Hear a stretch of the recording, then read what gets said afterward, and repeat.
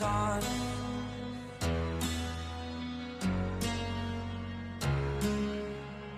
To dream, believe in strength. Now I'm the only one, only one.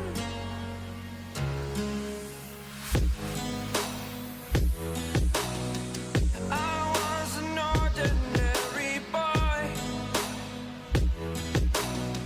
until I broke the rules. My life destroyed, life destroyed. Until I woke awake, scream my mind, I shout, the ground shakes. How much can I take? My mind will break. Will it break? Can I take? Can I be your superhero? Superhero.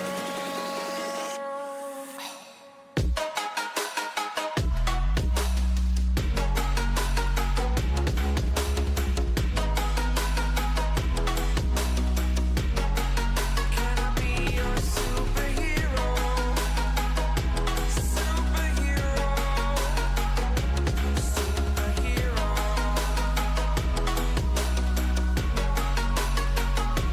Superhero.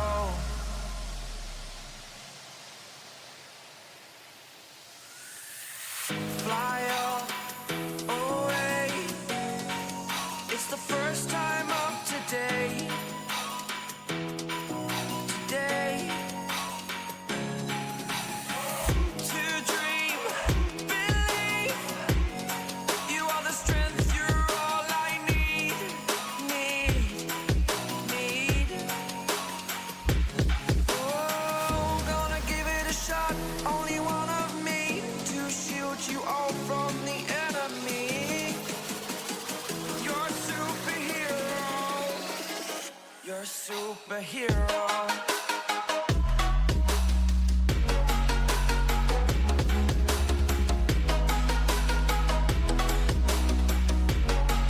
Can I be your superhero? Superhero. Superhero. Superhero. Can I be your superhero?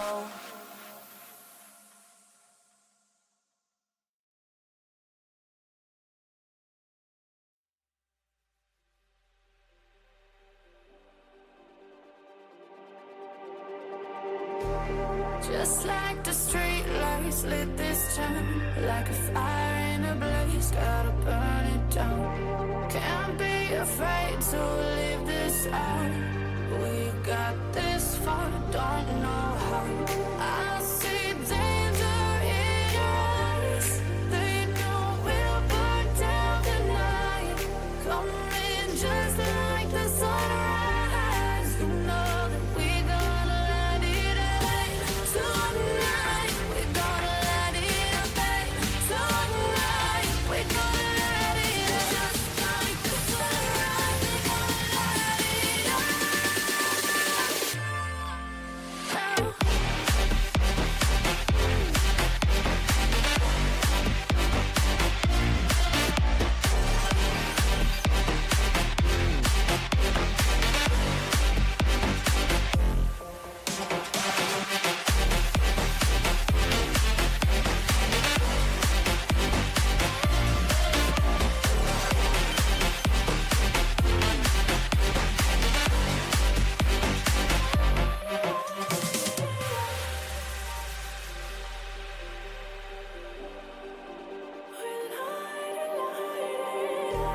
Just like a spark that's breaking out.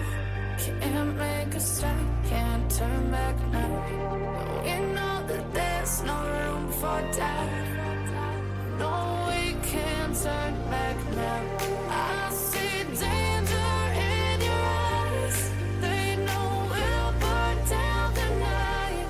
Coming just like the sunrise. You know that we gonna let it rain. Tonight we gonna let it rain. Tonight we gonna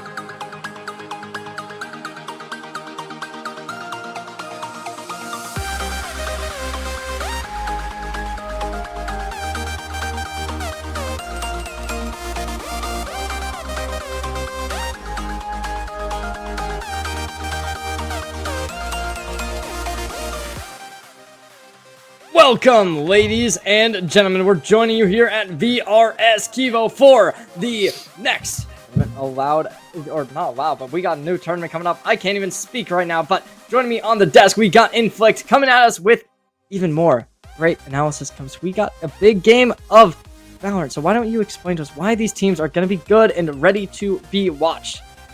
I mean, first off, it's an open tournament, so a lot of the underrated teams are going to be playing. You're going to expect some new things, some new agent compositions, perhaps across the stream as well. Hopefully, something unconventional. And of course, again, a lot of these teams are here to prove themselves. These C-tier, these lower entry-level tournaments are what they are looking to show their capabilities on and get to the higher level. So everyone's going to be at their best, of course. And again, this is good, of course, just the start of it. We are going to have another day tomorrow of this whole tournament, so it's going to be a very long ride and a lot of Valorant action that's going to be brought to you guys. Yes, we're coming in straight on in with Era 404 Academy facing off against USU Blue. So these are two big teams. These are two teams that want to be able to collect a title here. Now, we look at their standings. Neither one of them at the top of the pack when it comes to their seeds, but does not mean that either of them are going to be a real pushover. 404 Academy going to be in that number 30th seed, so they're a little bit lower down, which means that they will have a couple more wins they're going to have to do before they get to that higher seeds that they have to fight against. But USU Blue, they're in the a little bit lower. I'm not sure if the seeding was based off of ranks or how that was determined, but they're going to be in that 35 spot. That means that they are that David in this Goliath storyline. 5 seeds, not the biggest difference, but it is definitely unfortunate. Oh, okay, it is based on average peak rank. So, okay, that does give us a little bit of information that it will be USU already not in the initial highest spot, because I know from previous experience, when you're down in rank compared to your opponent, it really does give you a little bit of discomfort and potentially a little bit of scared reactions to that, because it is rough. But I assume they're about the same rank if it was only a 5 seed difference. There is 40 teams coming into this tournament, so Inflict, we're gonna have to wait and find out what these teams do have to offer us and potentially find some more upsets later on in the bracket. Yeah, USU Academy, they have a couple of Diamond players, one Ascendant and a couple of Immortals there, while on Error 404 most of them are actually Immortals, but they are Immortal ones, so it's still, it could be an upset, because the ranks don't exactly determine how a team is going to perform, because individual playstyle can be drastically different about how a team plays together. So there's still upset potential here, but generally speaking, heading in this match, you have to put Error 404 Academy at an advantage. But we are going to be heading into the game now. The agents being locked in on the defensive side. Well, it's actually going to be a fast pick, a double duelist setup going in. With the Phoenix alongside the Yoru to kick things off here, and a single initiator, which is going to be the Fade alongside the Astra and the Deadlock. On the other hand, though, it is going to be a double. It's going to be a double Sentinel setup actually. While they're starting on attack, so I'm not entirely sure what exactly their approach is going to be, but it is fine. Chamber sort of is a pseudo duelist. When you look at his abilities, so it could work out if Stanley decides to pop off and sort of be that aggressive role player. So we're gonna have to wait and see what exactly their playstyle prevails in. I do have to agree with you there, Inflict, on the idea of Chamber being a pseudo duelist, but it really does become a situation where out of any maps in the current Valorant pool, I think that Pearl is easily the strongest map to run that double Sentinel. That is because when you run that Chamber with a Vice especially, you're able to lock down both sides on the defense very well. And on your attacking side, it allows you to be able to put those Sentinels in that lurking position. This is Pearl we're talking about here. Pearl is a map where you can lurk and find your way into those ready positions that allow you to be able to pick off your opponents and be able to stop rotation. If you Blue, running on the defensive side, they're running a very aggressive composition with that double duelist. As you stated, you have that Phoenix. That's a character who we used to collect on the map. And it kind of does come down to that B site where he really does prevail the most heavily due to the fact that his flashbangs can really create a lot of special little angles. And along with that, there's just so much that Phoenix really does get out of the wall, especially now with the way that it does proc when healed, you no longer have to stand in it. You just have to touch it once, and then the heal will continue to go down. Blue, though, they're going to be playing in backside of B, which is exactly where you want that Phoenix to be. They're going to be able to create contact, but right now, it's over to the A site where we will see the engagements. Yeah, Stanley does peek out a player, not going to be able to hit his shot, but it is a relatively slow round. Some progress being made towards the middle area. Error 4 Academy, they are going to hit the mid doors and will be greeted by the Yuri shortly. The Yuri going to play this rather safe. He is starting to feel the pressure, so a rotation is going to be coming in from the Astra. The smoke goes off. So that's going to hold the Yoru back, but they're not going to claim that. They're probably just working off of distraction, but Stanley stuck. The smoke not going to make matters any more easier, and he just gets spammed through. Lil Smooth gets the first blood, and Arrow 4 off to a bad start, but they have snuck a player in. Oh, he's found a gap. Lil Smooth goes down. Now Ruthless Wookie trying to get the trade, unfortunately not going to be allowed to do so. Dirty down to make up for Yoru's backside. Outside, completely taken over. Rat, well, he is living up to his name right now, just stuck in a corner, and not a lot of space for him to work with. The smoke does help him out, actually. Axes, good for one, but traded immediately. Error 4. The start was relatively slow, but they've made quick progress. Oh, Blue. 1v3, but they will have Rat to back them up now. So both players trying to make something happen, but due to the players stuck in art, they're going to be able to really create some pressure and pincer the side of the USU Blue. But oh, the flashbang is good. Blue's going to be taken down, however, despite the double flash connection. Now it's all up to Rat. In a 1v2 situation, they were able to isolate the first playing main, but it's all up to this finalizing. But, oh, Rat's going to be able to tap the bomb, but at 2 bullets, there's nothing for a kill. And Error 404, despite being down at the start of the round, USU Blue will be shut down. Yeah, Error 4, they played this quite methodically. They basically kept the players of USU Blue guessing. They approached them from different angles, and Error 4, they just couldn't decide what exactly it is that Error 4 intended on hitting, because there was a lot of approach. There were a lot of players that got spotted towards the middle area by Axes. The hit didn't come through there. Then suddenly there's pressure being applied over towards Art. You spot on one player, but suddenly it's a whole rush coming in, and USU Blue, they just get caught off guard right there. Now, once again, actually, this time around, USU Blue are going to be the one that are going to go for the aggression. Blue finds a pick, and that's going to be a Bulldog picked up, so that's going to give them a ray of hope to work with Ghosty. Only with a Ghost, not going to be able to do much here. Thankfully, that's just a Yoruru clone, but oh, timing's going to be everything. He's spotted too. Unfortunately, the headshot missed. Makes up for it.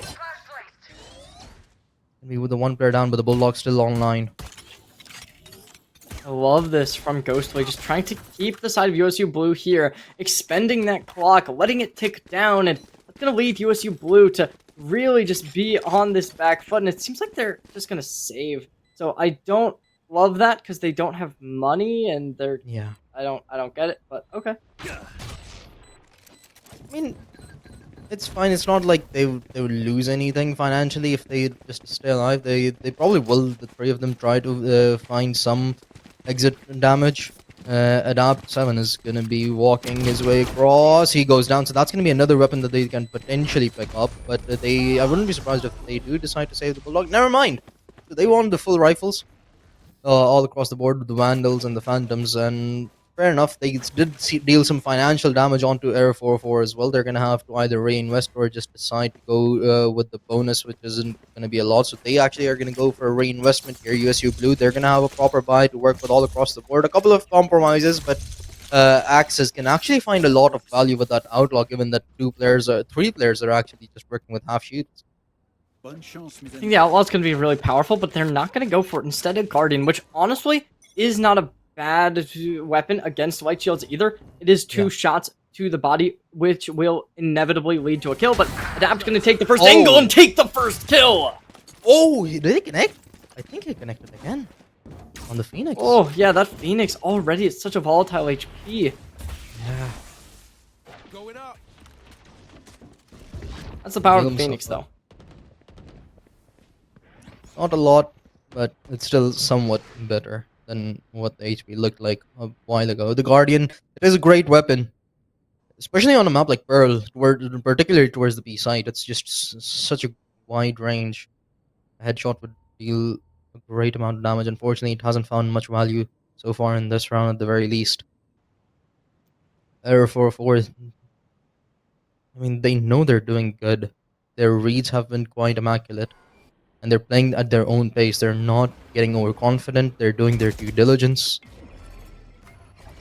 Now, Ruthless Wookie, he's gonna get hit by 3 players. Oh, this could be so good for Ruthless Wookie, but they won't connect anything. And Stanley to secure the kill makes this a 3v5 situation. Arrow 404 Academy showing why they are higher in seeding, but USU Blue not going to be able to push back just yet. With Blue shutting down, that's the B side completely overtaken, and they're going to be able to suffocate USU Blue and put them into this threshold that is not favorable whatsoever. 10 seconds left. The spike is gonna go down within the last 10 seconds. But USU Blue, there's not a lot to be done here. I wouldn't be surprised if they decide to go for a save, but actually Rat finds one across the wall, and they're still going for it. They want a shot at this. Not going to be easy, of course. The setup's looking really good for the post plan for Air 4-4. 2 towards long, 2 up close. The entry in itself is going to be pretty difficult. Stanley has spotted one. Second, still... Actually, they know about where Rat is as well. They know an approximate positioning. But Lil Smooth jumps in, and now they're going for it. Bull comes in. First goes down, and Lil Smooth just doesn't exactly have any time to work with either. Stanley finishes him off, and that's going to be a third clean round for Error 4-4. There's something to be said for downright. Oh, Arrow 404 is just looking so strong right now. Going to be able to go into this next round with 3 weapons remaining. 30 Den, unfortunately, falling down to the spike, but that is going to leave USU Blue with a bad economy, but they're not down and out just yet. A good investment coming in from Rat with a shotgun in hand. The Bucky's going to be big, but let's see if this stinger from Ruthless Wookie can find much, because so far, the side of USU Blue has kind of just been playing a little bit lackluster when it comes to going for aggression. In round number 2, they did put a lot of players down mid to try and get some early picks, and it did work a little bit, but unfortunately it just allowed Air 404 Academy to push out, and this might be the same thing, where they try and go for a lot of mid aggression. Ooh, Ghosty. That's a lot of util being utilized on here, but he still manages to stay alive. Adapt, on the other hand, picks off his counterpart. The backup here has been absolutely phenomenal that Ghosty has gotten. Unfortunately, it's not going to keep him alive for long. Ruthless Wookie gets 2 with a stinger. Not going to get a weapon upgrade. Backs off. But the Deadlock should get their hands onto a rifle. It's 3 versus 3. Still somewhat possible, but the likelihood still isn't great for USU to be able to pull this back. The ultimate online for the Yoru, the Tab 7, could be a key component to this round's victory. But as USU Blue approach, they could get pinched up. Oh, a nice little headshot from Dirty Dan to finish off one. And they still have no idea where the Yoru is. Adapt finds one. Lil Smooth last alive, and time's running out. 3 players to deal with. Gets one. The smoke, keeping him safe, at least for the time being.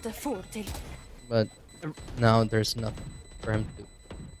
It really was just Adapt coming in from the back lines, able to secure the kill. That's what shut the door on the side of USU Blue, and at this point they're going to save 1 rifle, and that's going to be alright, because they will go into this match, or sorry, not this match, but this next round, coming in with a full buy, which I like, but I think at this point you really do have to start winning. Air 404 Academy, maybe you want to take a pause on them. If you are USU Blue, make them at least start to calm down and potentially get a couple more rounds. There's going to be the run it back from Blue, and that is kind of one of those abilities that the Phoenix has that really does make them a viable character for a competitive match. But Air 404 Academy, I think they can get around that still, since it's going to be good to try and play for a retake. But right now, we've seen time and time again Air 404 Academy being better than their opponents, and Rat potentially getting taken down here. Oh, yeah. See, this has been happening quite a lot. USU Blue, they tend to over-aggress towards one particular angle, and Error 4-4, they just capitalize on it. It's not been the case in every single round, but whenever USU have attempted something similar, there has just been some counter-aggression that gets put forward from the side of Error 4-4. But now you can see the Wise is making their way up towards the B side. They're going to find it completely empty, so that's going to be a call for rotation. The Yoru on the side of USU Blue is going to come back, but it might be a little too late. The Wise still has made a lot of progress, and Axis might not exactly be prepared for it. Ooh, the Phoenix in the backlines actually is going to go meet the Chamber. Not prepared for that fight at all either. Stanley, an easy frag there. The Yoru does get one, but the Wise very deep into the enemy back lines. Nox A is- swing he's and a just hit. stuck. 30 seconds. Stanley now going to be able to make their way onto the B site. That's going to leave Ghostly in the back lines. Secures one. Going to have the intuition to find the second by the looks of it. They do know, and there's the engagement, but Smoot comes out on top. Ooh, Adapt once again in the back lines. Should be a free frag. Timing's everything. He gets it. Last one alive is going to be a little Smooth. Tag down to 50 HP. Now 28. No escape. And the rounds pretty much come to a conclusion. Nothing to be done here. One bullet and he's done for. And smacks off. Wise choice. But Error 4-4 still remain flawless. They're going to be 5-0 heading into the next round. They do have a lot of ultimates up in the economy. They're going to have that tour de force that they could potentially pull out, but I think that's not going to be really necessary unless their economy really has been flourishing. And they do just want to drop a rifle for one of their fallen compadres. And now they do have that Steel Garden as well, which I don't think they're going to want to activate this next round. So maybe I'm a little bit just like overestimating it, because these ultimates aren't great into this situation. Okay, maybe they would actually, because there's going to be a complete force buy into this from USU Blue, despite a couple players only being able to buy some lighter weaponry. So this Vice ult could become very dominant, but I don't know if they're even going to want to do that. Yeah, it seems like some of them are going with just a half purchase. Sort of a mixed buy here. The situation might be a little awkward and then heading into the next round, but we're going to have to wait and see. Oh, the Tour de Force online for the side of Error 4-4. And it's going to be a faster hit behind the Yoru Dimensional Drift and the Tour de Force. Adapt finds information on one. That's all there is. And now he's gone very deep into the spawn. He probably he has a teleport set up, I believe. Gets flashed out and walks away. Tagged up a little bit, but still safe and alive. And the round resets.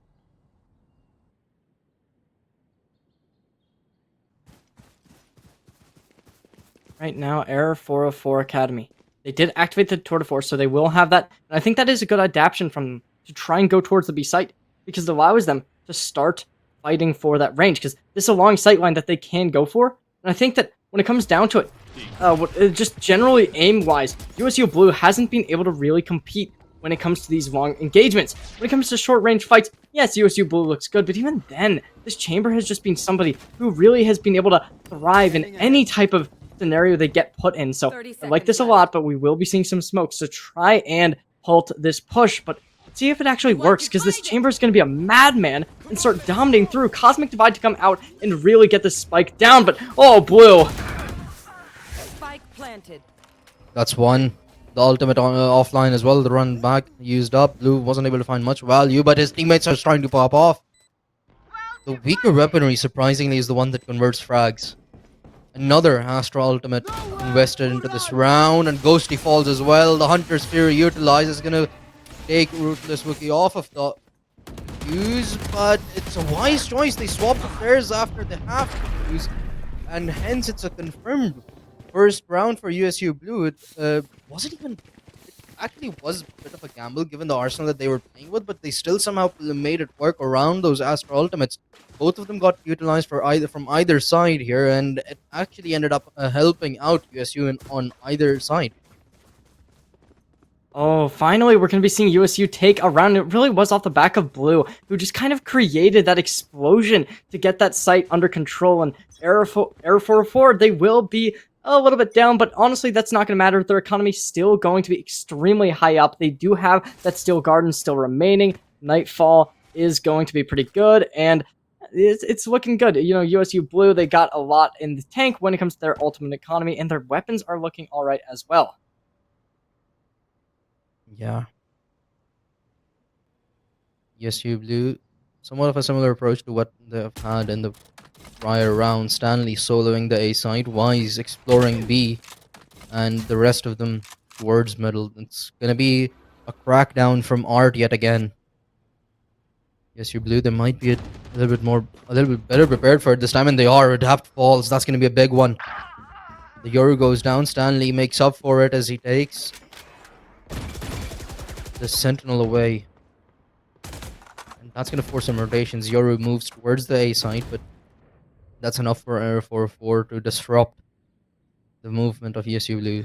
Now everybody's soloing a single angle. There's not a lot of backup available for anyone to work with on the side of the defenders, so they're gonna make use of that. 30 seconds left. Blue still unsure how many people are approaching his side, because the Wise has been exploring this area time and time again, but now he's feeling the pressure. The primary has been locked out. The classic not going to be enough. Stanley picks him off with ease. 3 versus 3 still. Dimensional drift online. 15 seconds remaining on the clock as the spike goes down. Stanley with a 3k, potentially up for an ace, but Axis finishes him off. 2 versus 2 now. GSU Blue, they've kept things close. The Sova in an awkward angle. He's going to need some help, or maybe not. Dirty Dan finds one. The backup approaches, and Ghostly finds the final one. That's going to be 6 for Error 404. Error 404 Academy taking another round, stopping that pace before USU Blue was able to snowball it. So it is looking very good. They're going to keep this on. They're leveraging these 6 rounds. They're already, bare minimum, going to be able to tie this half, if not win it, which I think winning it is more than likely, especially due to the fact that the economy from USU Blue is not looking good. They do have a Guardian in hand, which obviously acts to they're a player who has been showing some good promise. They are 4-6 right now, unfortunately, but they have that Guardian. If they can make this work, it looks like they're going to do a lot more mid-aggression, which I don't love because it hasn't worked out very well for them in the past. But when they are on this lower buy, having these closer range weapons, going for mid-aggression, controlling it is going to be decent. So they're working their way up, and they have found a lot of space towards the B side as well.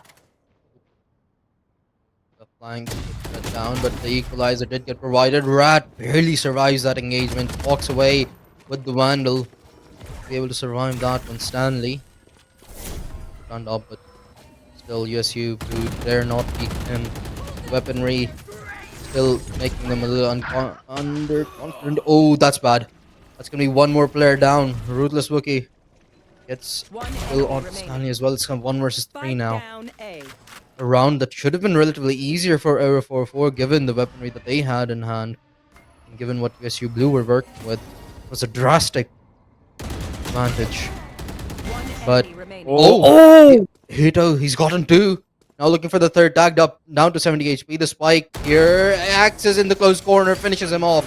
And the thrifty confirmed for USU Blue. They deny the first half victory to Error 404 for the time being. That is insane. USU Blue is able to keep this up, and let's see whether or not they can get anything more, because as of now, it's Arrow 404 doing, with one ult, they have Stanley on the operator again, so piloting this gun, it's going to lead us to a B site. Now, there is going to be a little bit of detection from that with Lil Smoot on this B site, looking to get some stuns off. Let's see whether or not they can do so. It's gonna be a Vice on the little bit of a lurk, so I'm liking that, but I think they're playing this really well. Actually, they might go towards the A site, try and work up there and find some space for the rest of the team to make their way over if they so do need.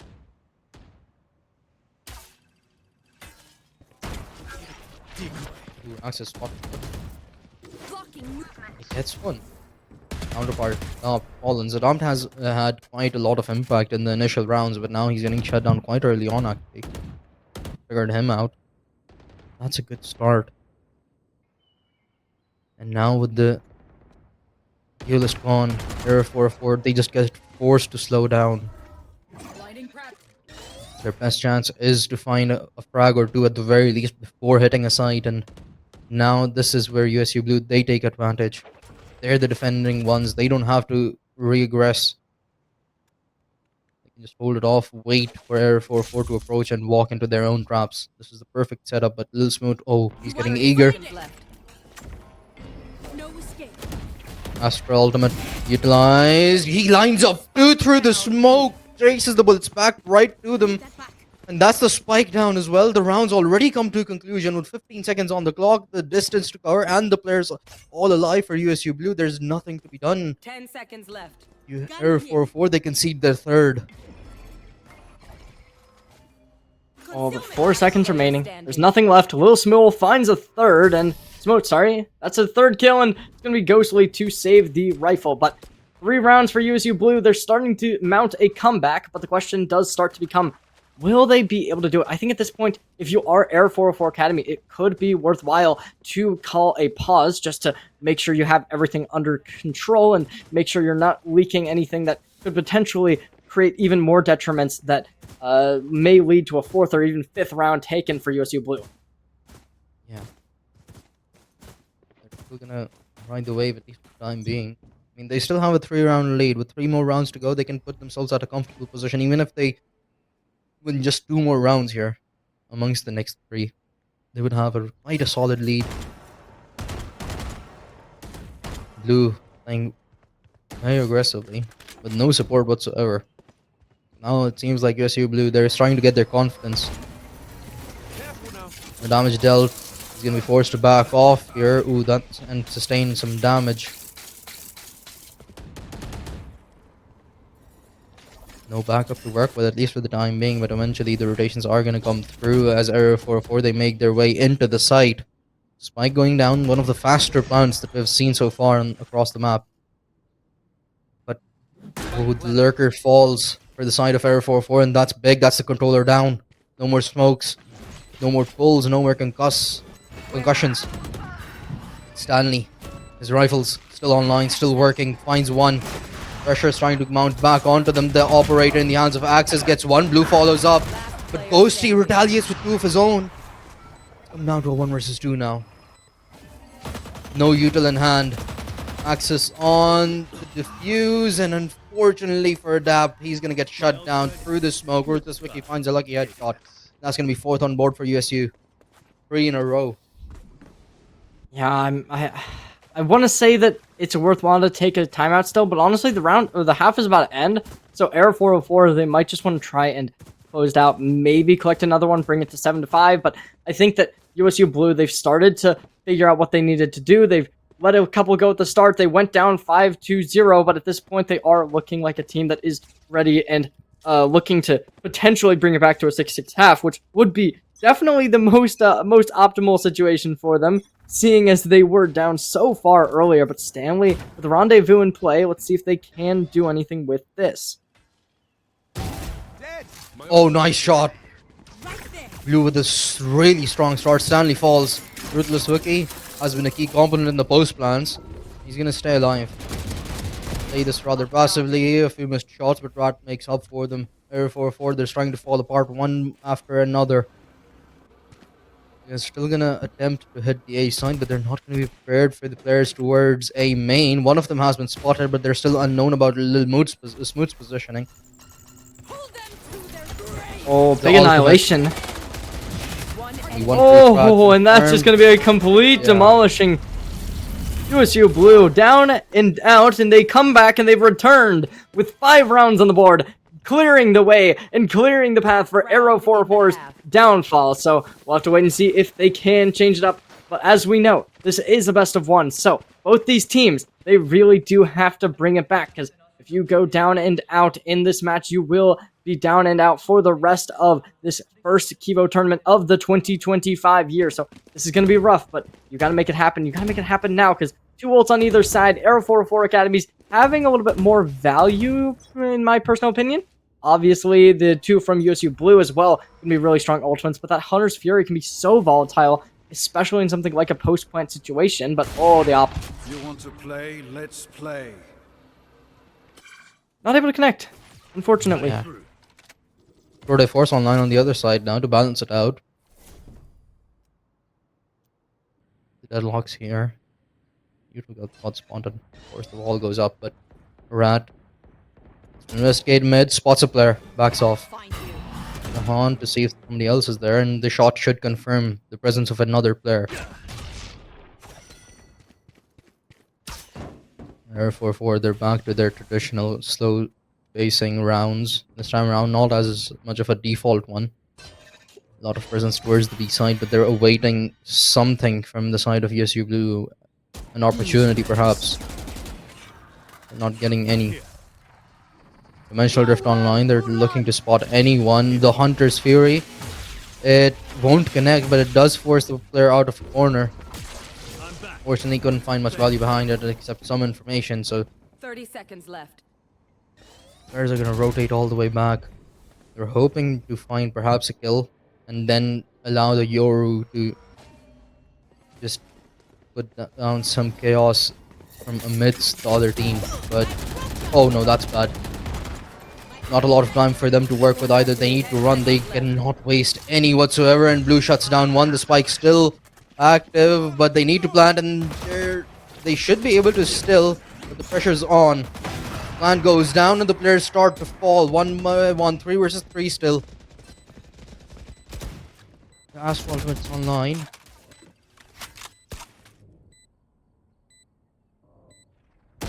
Form now. Ooh, adapt. One headshot delivered. The Astro Ultimate utilized the net, putting man in a really awful position, and he still gets a headshot. Goes to How finish on off the round.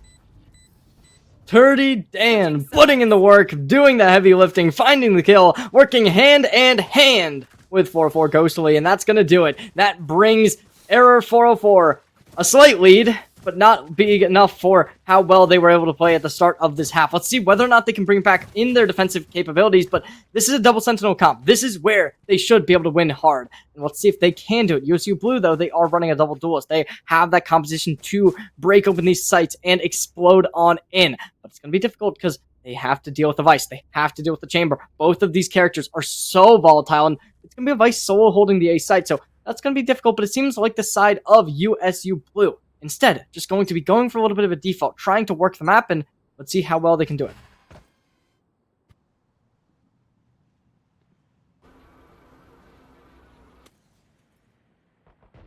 The drone not gonna spot anything. Oh, still smooth after a good start. Finds two. Get tagged up a little bit, but that's gonna be quite a lot of information.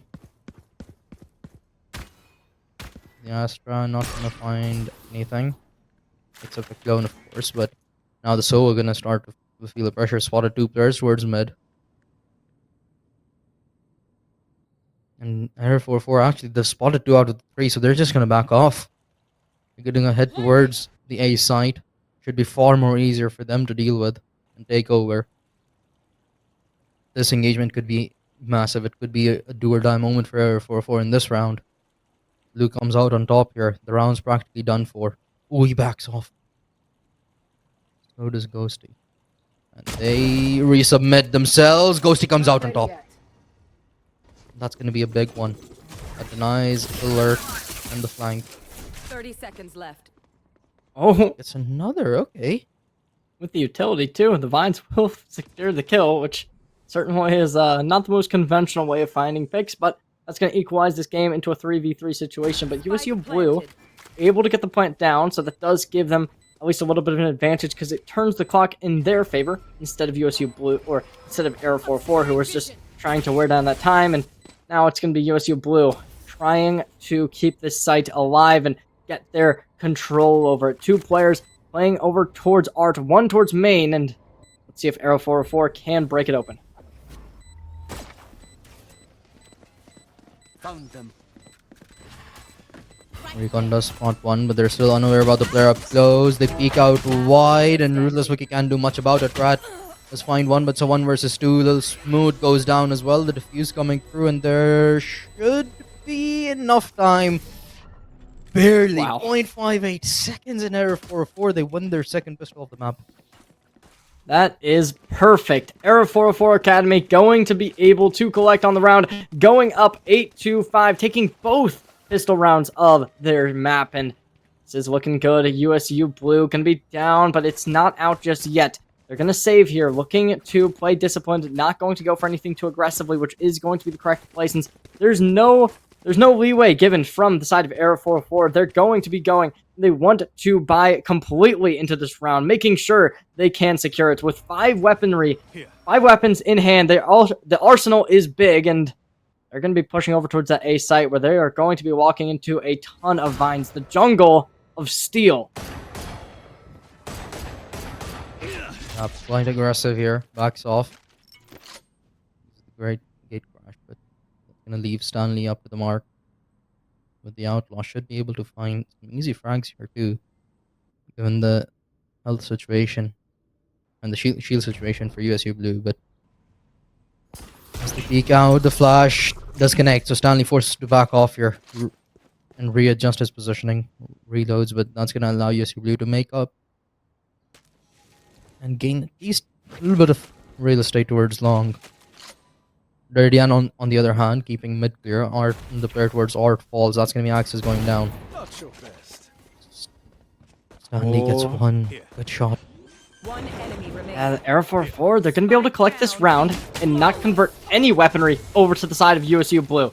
It's looking good, and that's going to be it. Flawless round. A couple of damage will come out onto the Sova of Air 4-4 Academy, but Dirty Dan, that's just the cost of being dirty with it. They will be able to keep the weaponry, though, and that's going to let them go into this round in bonus completely. Every one of the players with bare minimum 2,500 credits. So that's going to be rifle and full shields for next round, even if they all get flawless here. Yeah, 4 more rounds though. All that Air 4-4 need now. So this is starting to look a little bit dangerous for USU Blue if they don't win this round. It's going to be really difficult to mount a comeback from that point on because the economy already is not great. Of course, they've invested pretty much everything they got into this round. They need to win this. Down gets taken out. Oh, and this... The Deadlock ultimates have absolutely been great from the side of USU Blue. And it's going to bait out another player. That's going to be a big conversion just off of that single ultimate. 2 players already fallen, and Air 4-4 with a backstab backwards. Ghostly in a good position, though. They haven't been spotted out, but there's got to be some kind of wariness, and there it is. Smoot, or Smol, sorry. They're going to be able to clear it out. And that's going to be USU Blue looking to collect this bonus, and obviously Air 404 Academy did not buy into the round, but even then, they should have been able to collect more than 0 kills. Let's see if Adapt can make that happen. Last player standing. Last one alive in a 1 versus 5, and not a lot to be done there. Lil Smooth finishes him off. That's a 4K delivered to put the 6th on board for USU Blue. They've kept matters close, but Air 4-4, they should be swinging right back into this one as they get their hands onto their preferred arsenal. Thankfully for USU Blue, they didn't lose any players. That's going to allow them to build up a little bit of an economy. So even if they lose a round at such a crucial point in the map too, they should be able to purchase back at least for 1 loss heading into the next one. But still, Air 4-4, whenever they do get rolling, it's always looked extremely dangerous for USU Blue, particularly the start of the first half. If Air 4-4 can get their engines back on like that, then the game should be over quick. USU Blue, they cannot afford to make many mistakes now. Oh, USU Blue. They're going to be playing really aggressive, but they're walking straight on into Adapt. Adapt. They're going to be able to dodge out on the C's, not going to be detected, but there's got to be some kind of flashing coming through, and it's not going to work. But the bullets go a little bit too far, and it's going to go astray, and that leads Blue to secure the kill. Stanley still alive, still with Rendezvous, able to get them out, but it's going to be disciplined actions from the side of USU Blue, dodging out and looking to connect over to the B site, and that divergence away will be showing exactly why they are the team to really bet on here, because they are still down, but the pressure's on, and when the pressure gets the highest, that's when the game gets the most intense. Absolutely. Joke's Push over. now. You're dead. Coming in towards the B side. Nobody immediately present to resist it. They're just going to go for a post-plan play here. Blue, he's found an opening. That's going to be a big hit. Run it back. Seconds left. Pull him back alongside the rest of his teammates. And that's another 2-man advantage before the bomb has even gone down. Never 4-4. They cannot continue to make these errors. Spike planted. Oh, But- Ghostly. Potentially in a good spot, and yes, they will. They're going to equalize this game with the help of Dirty Dan, working hand and hand. And they want to go back over towards the heaven. Ghostly able to get some vertical high ground, working up the map, and they want to get closer and closer, trying to enclose this site. Dart's going to come through. Rat's still not able to break it, and that gives our position away. Stanley with Rendezvous having to come out. Ghostly going to be able to find out onto Rat. Dirty Dan gets traded, but Ghostly passing on the defuse. That's the kill. The well will not find anything in the Cosmic Well. Gonna try and get anything but Smooth to die, and that's gonna do it. 404 Ghostly defends the bomb and gets this down. And a 10th round, committing to double digits. Error 404 will take the lead once more. That is a big round. A humongous victory for the confidence of Air 4-4 to regain that and build it back up again. especially given how these rounds were going. They were always losing early advantages, but this time around they were able to mount a comeback from a 3 versus 5 situation, and now they've officially hit double digits. 3 more rounds is all they need. The economy is still on the brink of breaking for the side of USU. If they lose this round, they might be conceding match point, of course.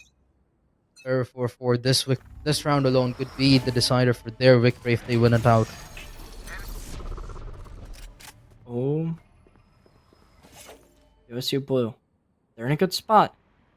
But right now, they need to secure some rounds, despite having a little bit of a positional difference, because they've made their way up A, right? And they have some presence over towards B as well. They're going to lose that, though, and to decide to kind of just allow their opponents to take it, and conceding this aggression towards the B site will, with the Deadlock standing over there, does give them a little bit of weariness over whether or not they're going to start pushing up from the side of Arrow 404, because that's a completely free way to make some space, and that limits them to only trying to push this A site or go through B link.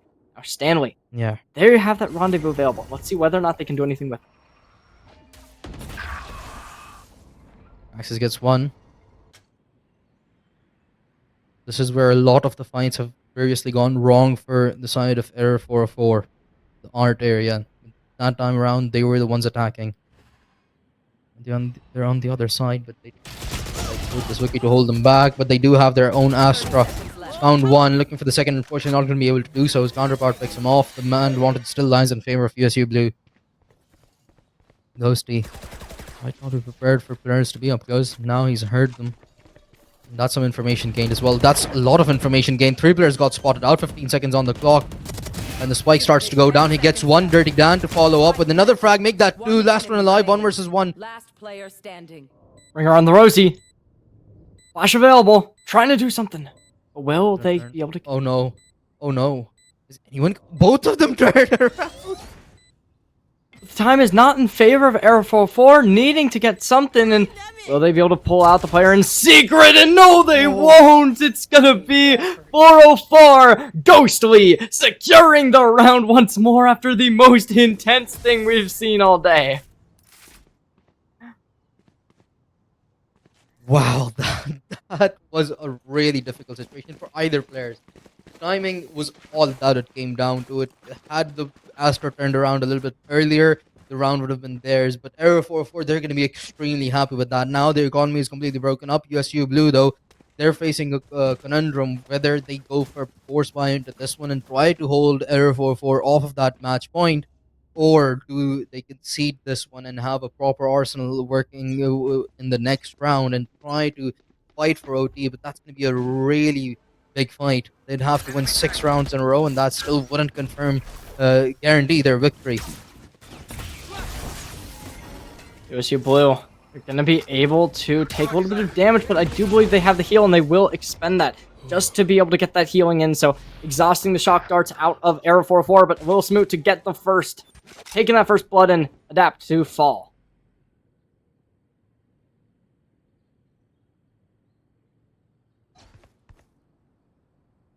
Blue approach once again. USU Blue around the art area. This time around, nobody from the side of Error 404 to welcome them. But they're gonna back off. Ito might be spotted here and does. But Stanley keeps the players at bay towards B long. Dimensional drift online. Should force Stanley back at least a little bit. Actually, clears out the whole side.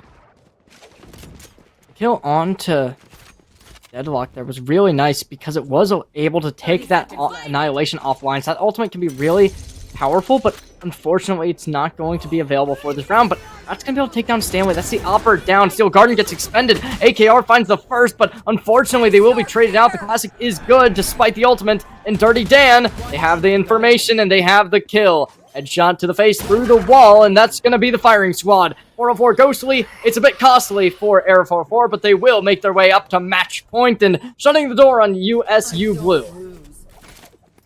One more round is all they need, and Air 44, they will be moving on to round 2. Match point. USU Blue, it's going to be an uphill battle for them. They're going to have a good amount of weaponry to work with, some proper rifles bought into this time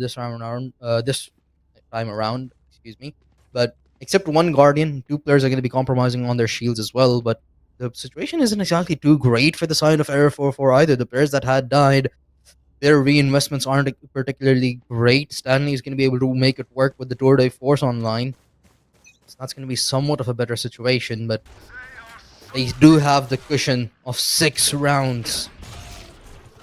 Gonna have to wait and see. That was a great play there from Stanley to be able to force the chamber off the angle, and it allows them to really get that information. Okay, so the chamber will not be opping B. Maybe they're just going to want to start to brute force this, but they have to be wary of that chamber ult, because Tour de Force can be so powerful and it creates that slowing effect, but Blue already at a low HP and Rat to find the kill. Error 4-4, they've been in this position time and time again, particularly in the second half, where they lose a player early on, maybe even 2 sometimes. They still end up winning the round. USU Blue, their starts have been good, but the finishing is what they struggle with. Adapt. Teleport set up for him to walk out as soon as he gets a frag. Blue's already tagged up. The flash confirms his presence. Adapt gets 1. TP's out immediately. Equalizer provided. Now it's USU Blue left guessing. The dimensional drift spot, gonna spot all 4 of them. Spike planted. The ultimate from the deadlock for the first time isn't gonna connect onto anybody. Oh, this flash is about to come out from the Phoenix, able to get it in. Oh, but the curveball not able to secure anything still though. Air 4-4, they need to worry about the time. And we're gonna switch to a classic, but Dirty Dan with a double! That's nuts, but they will be able to secure Blue 1, 2, looking to secure a third. Not gonna happen. Dirty Dan gets it, and that's gonna do it. Adapt to shut the door, and Error 404 to move on, destroying the hopes and dreams of USU Blue. Yeah, USU Blue, they put up a really great fight. They were down by 6-1, and they made a comeback in the first half. The second half, they still showed some signs of hope. It felt like they were still getting used to the side switch, but they would eventually mount a comeback with Error 4-4 consistently losing their players early on. But in the end, it did not even matter. They end Error 4-4, they just couldn't lose. It doesn't matter if they were down 4 versus 5, 3 versus 5. It all just came down to those final few engagements, those final few seconds where all the chaos just ensued upon USU Blue, and they just couldn't come out of it. Oh my gosh, that looked kind of close at the start when it was like 5-0, and then it seemed like USU Blue had kind of come back and they'd kind of brought themselves to a point where they can win. But after that 7-5 half and taking the pistol round, I mean, that just looked undeniably like a complete obliteration towards that second. You know what? It's upsetting to see a team go out this early, but unfortunately, that is that punishing format that we are currently in with Kivo. It is difficult to win, and when you have that chance, you have to take it first. But unfortunately, it is going to be USU Blue going home early on in the day's bracket, but we still have 2 more big games up for you just after this.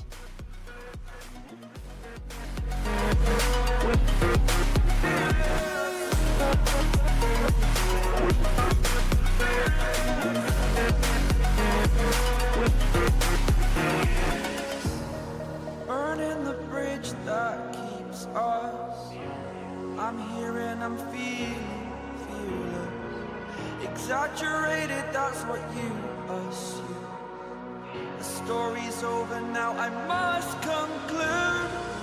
I am conflicted, watching where I step still, hanging in the balance. Not the life I want to live, I want to take it all. Standing tall, fear outweighed the person you are.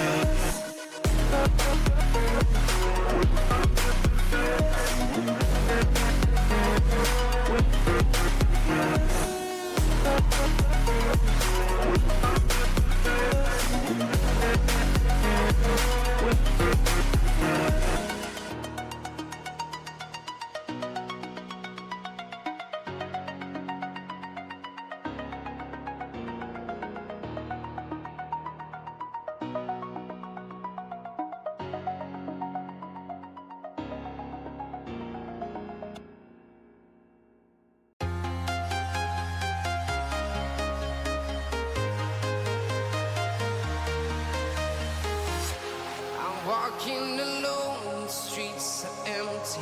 The only thing I can see is my own silhouette. I'm getting stronger, step by step. The clock is ticking, but there's no time for regrets. I've been flying from town to town, from London to Taiwan. I've been all around the globe, trying to protect your soul. We are heroes tonight. We will fly above the sky. We are heroes tonight. Yeah. We are heroes tonight. We will fly above the sky. We are heroes tonight.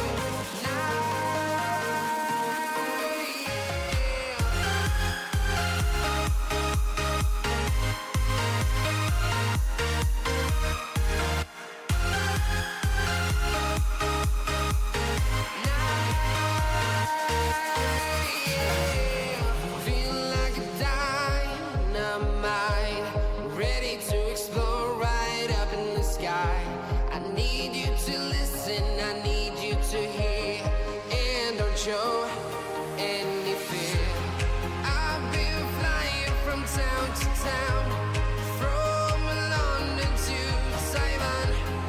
I've been all around the globe, trying to protect your soul. We are heroes tonight. We will fly above the sky. We are heroes tonight. Yeah. We are heroes tonight. We will fly above the sky. We are heroes tonight.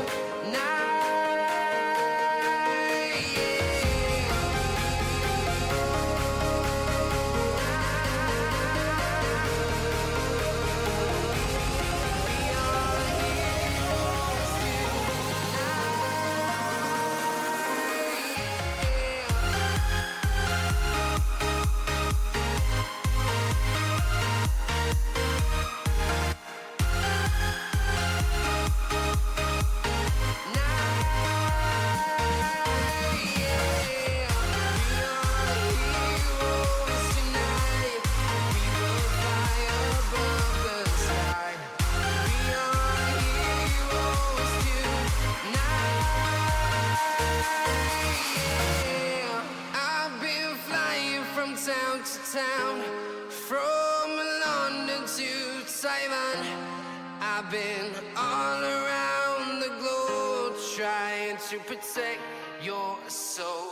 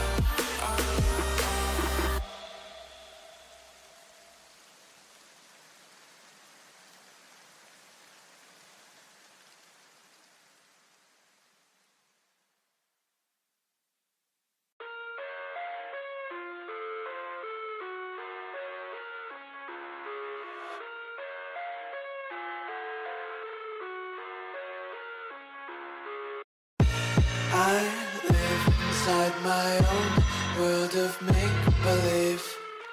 Kids screaming in the cradles, Welcome, ladies and gentlemen. We're returning to you with map number 2. Map number 1, it was pretty close, but it ended up in a pretty standard fashion where one team just pulled away at the end. But we're coming back with our second game of the evening. So, Inflict, let's go back. Let's talk about this, okay? Because we got two big teams coming up, and I want you to explain to us why these two teams could potentially give us even more of a fun showing than our game number 1. I mean, as we know, that the seeding is basically based off of the ranks, the average ranks that these teams have, and right now what we have on our hands is an average rank of, I'd say, Immortal 2, or somewhere between Immortal 2 and Immortal 3, because there are Radiant players on either side here as well. So both of these two teams, they're pretty high in terms of rank. Their game knowledge is bound to be pretty good. And hopefully their team coordination is just as much on point. Of course, it depends on quite a lot of things. If a team is new, if they change players, etc., etc. But regardless of all that, generally speaking, a team that's filled with Immortals tends to do better when compared to a team who had a few Ascendants and Diamond players in there. So with both of the stats looking pretty similar all across the board of this match, I'm expecting a really close. Alright, well, we do have our map ready and selected, so it is going to be Haven that we will get to see tonight. It's that tried and true 3-map site, and it is going to be our second map of the night. First, we saw a pretty even match on Pearl. Next, we're going to one where, honestly, I think this is the map where one team can very easily take it away if they do have that real combos they can pull off. So instantly just running that basic standard composition from this right side here. So I like this. Maybe, yeah, that's just going to be at everyone's favorite Haven comp where they just run it completely standard. We might see a Yoru Isu come out from this blue side here. Yeah, it is Academy Black on the attack side, by the way, and they have gone for the cool. standard pick. While on the defense here, we have Charlotte Esports, and they are going to change things up a little bit, it seems like. They're going to go for a double duelist setup, from what we can tell so far. Of course, they haven't locked in the second one, but their choice of controller is going to be the Glove. The ISO gets locked in, so a double duelist setup, not something that we get to see quite often on a map like Haven.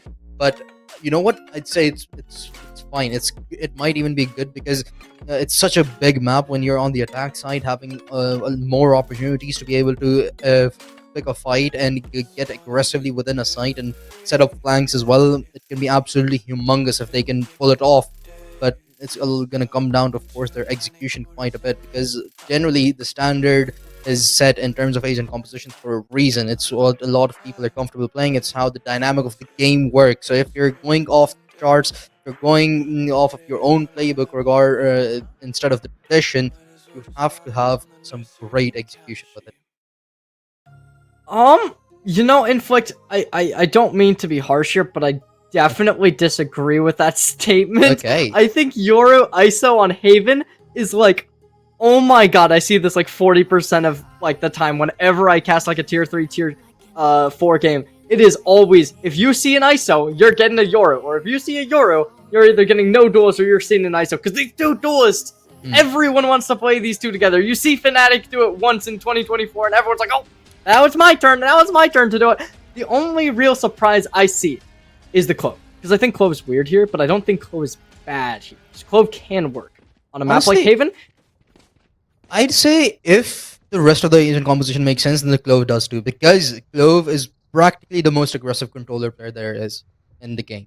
It's gonna allow the setups for the team to be even more faster. That's gonna allow their lurks to be a lot more powerful if they decide to go for it. The Clove can be a lurk too, and given the fact that the Clove can have smokes online even after death, that is going to allow the Clove to be a lot more of a powerful lurker, and with the ability to expand your defaults on its own, it can be extremely powerful if executed correctly here, because they have the two duelists who can engage on their own, who can set themselves up. ISO and Yoru are probably one of the better agents, better duelists to be able to do so without requiring an initiator to back them up, and the Clove can certainly be of help as well if they need some more real estate gathered.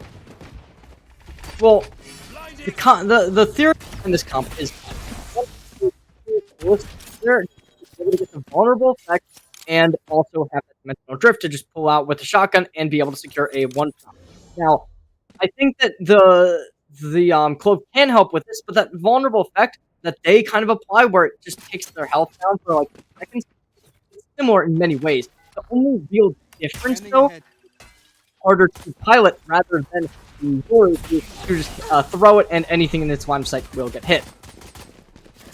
Well, we're gonna have to wait and see how it goes out. The first round has begun. Academy Black, they're off to a hot start. They found 3 frags. C's and Pichu actually gonna retaliate with 4 of their own collectively, and Ruta gonna be the one that provides the finisher. A round that started off strong for Academy Black as they hit the A side, but immediately got shut down courtesy of 2 main players on the side of Charlotte. Yeah, that certainly was a great start to the round, and I think that Charlotte, they just kind of were able to get back onto the site. It was a little bit slow from Academy Black. They weren't able to really overwhelm the site as much as they'd like, and it really was just that corner from the A site, that back left, that really was that volatile action that Charlotte Esports did kind of take possession of, and it allowed them to kind of just take this round in fashion. Now, coming into round number 2, we see a little bit of pushback from Academy Black. They want to buy a couple of sheriffs here, which I do like. The only problem with this is you're going against an ISO. Now, this is a character that can really just kind of take those sheriffs and put them offline, because that's a one-tap shot. If you miss that one tap and you start shooting more, it's very much more likely to hit the roll. But okay, and Sunter finds first. Oh, okay, that's going to be another player fallen, and suddenly this eco round might just actually end up working out. I mean, it is a force mine, technically. They have left no money in the bank in the reserves.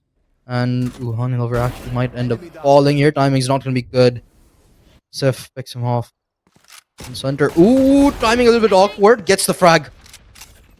So that's going to be a 2-man advantage. A 4 versus 2 as the aggression now starts to show itself towards the A side. The spike should go down with ease, and there's not a lot that Charlotte can do right off the bat here.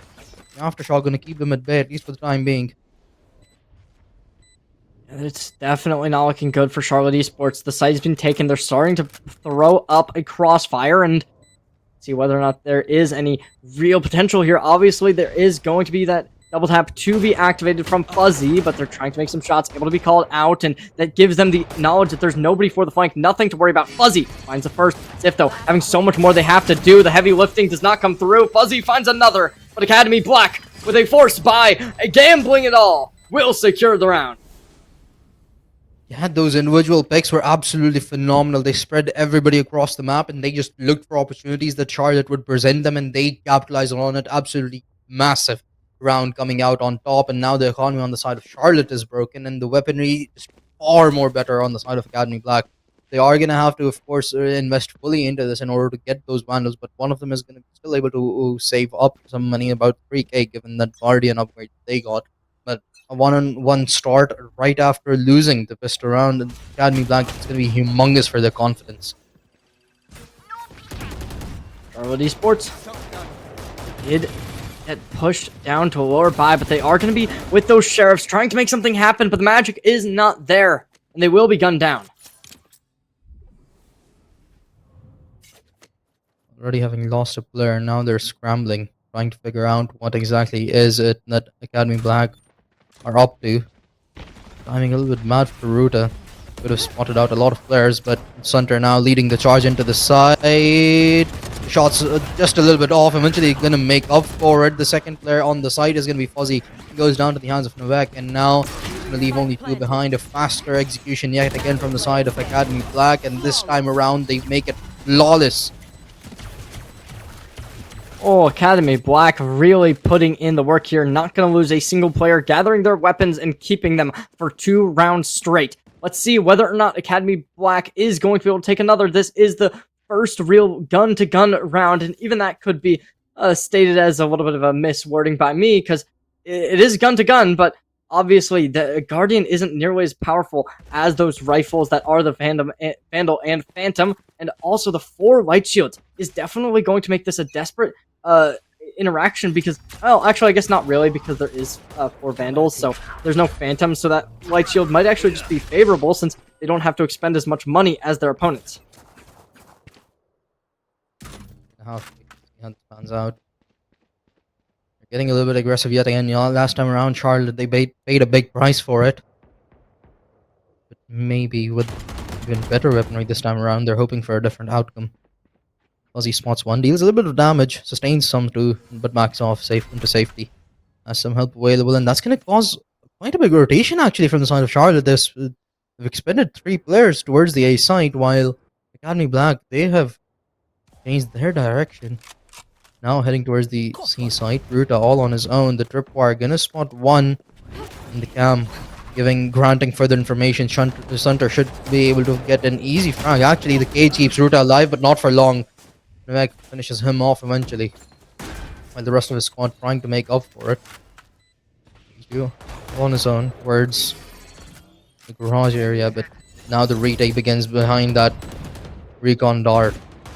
First few peeks go out, some damage has been traded out, but the kills continue to fall in favor of, well, either side, but the trades, they're always going to favor Academy Black. They already have a man advantage to work with, and now Seas is left all on his own as his fellow falls too. No trade come through, 30 HP remaining. The Guardian in hand, and perhaps a Dream does get a 1 headshot, make it 2, and there's potential. He has time to work with. Phantom picked up, pulls out his knife, and unfortunately that was the wrong choice. And he just needed 1 shot, and he connects it with the classic to confirm the 3rd.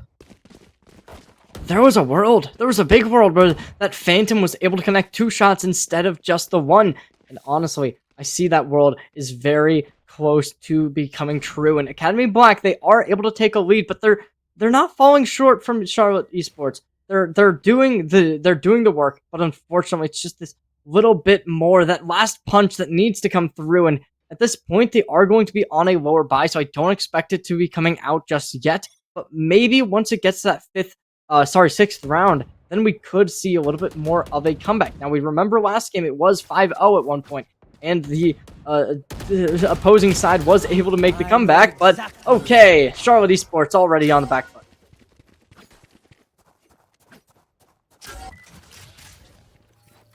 Well, likely.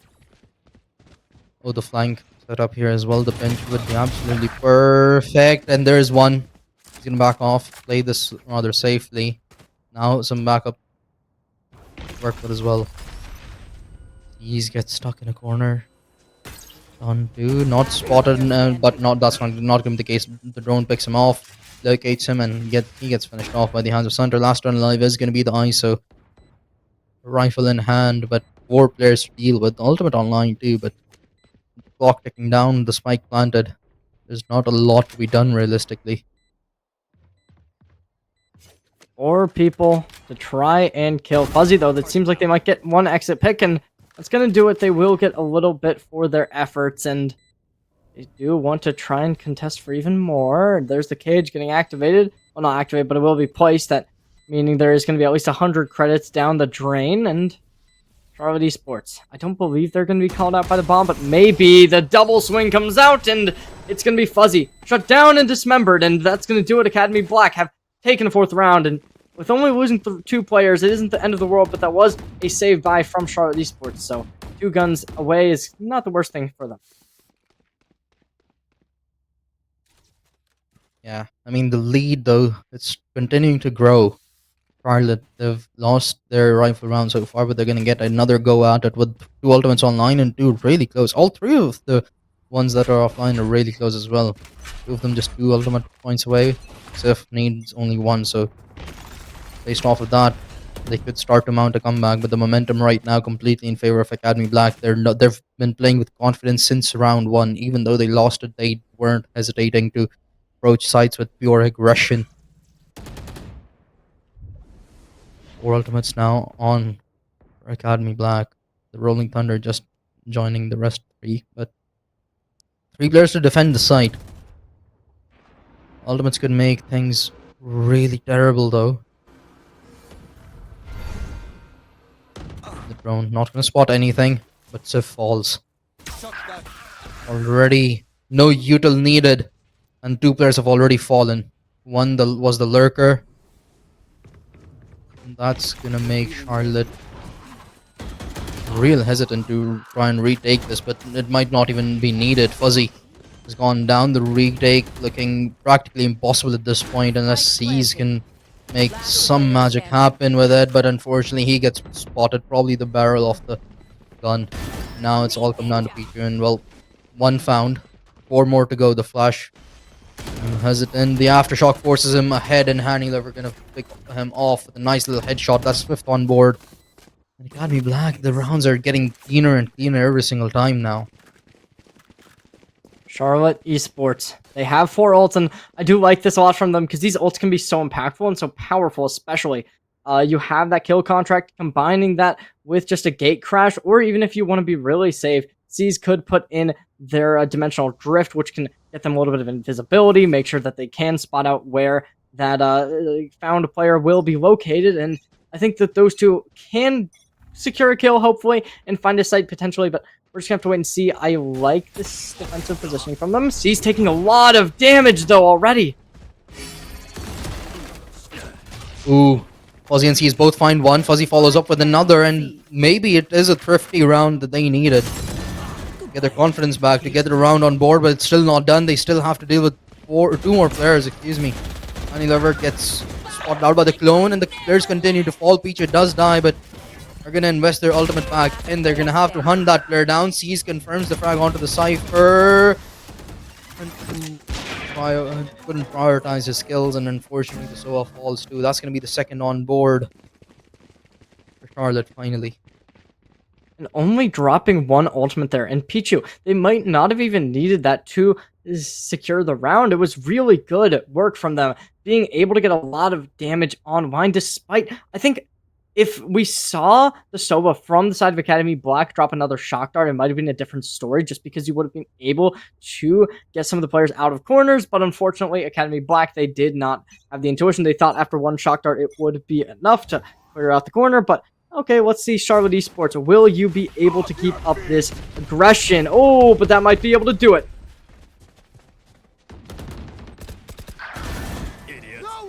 1-on-1 trade to kick things off. C's follows up. The Hunter's Fury online, but might not even be needed. The ISO is going to pull 1 player away.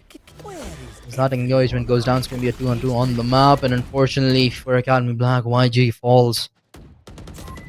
That's the controller down, and all the information that Charlotte could have wanted has been given over courtesy of that neural theft, and Fuzzy finishes them off. A 4K delivered. And they're right back into this game now. 3-5. Become almost equalized, and Charlotte Esports, they're looking good, but they will be buying an operator here, putting that on Pichu. So I don't hate it, and I don't know how much that's going to be able to get against this Breach Sova composition. Obviously, the op will be strong, and I think for the side of Academy Black, you're going to have to play a little bit less aggressive because they've just been brute forcing through sites, and it hasn't really been working for them because Fuzzy especially has just been that playmaker to really be able to take those angles and kind of just shut down those crossfires. Not crossfires, sorry, but those just like sight lines where you can try and go through, especially from the main to site. Okay, and there's the first. Academy Black able to take down C's. That's the entry down, but that isn't a big pick comparatively to some of the others. Hunter Fury still going to be online, along with Fuzzy, who them alone is like an ultimate, able to secure at least 1 kill. And Academy Black, they're going to try and potentially push forward onto this A site, and they've gathered a lot of space up towards main, and let's see if long will be available, because the camera's going to be down. They still do have the Blade Storm, and it's going to be seeing one, but will they diverge away? That's the question. I know exactly where you are.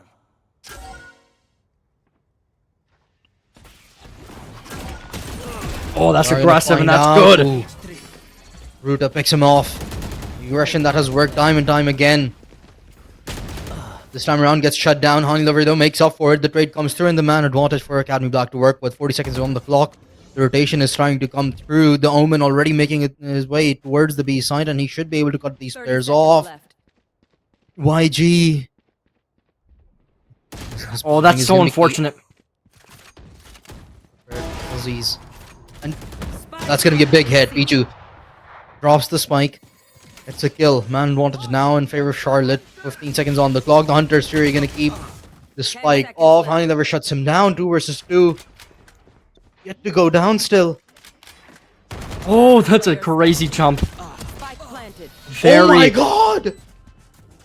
Ooh, Henny Lover securing a 4K. Charlotte Esports able to get a 4K of their own last round, but unfortunately Fuzzy only gonna be the first one to do it because Henny Lover replicates it and does it to them. Academy Black taking this lead back in their favor, 6-3. I think we saw this exact scoreline earlier in today's game. So let's see whether or not Charlotte Esports will be able to equalize this like we saw earlier, making it a 5-7. Potentially would be really giving us deja vu inflict, but yeah, what do you think? You think we're going to be seeing a 9-3? Scanning ahead.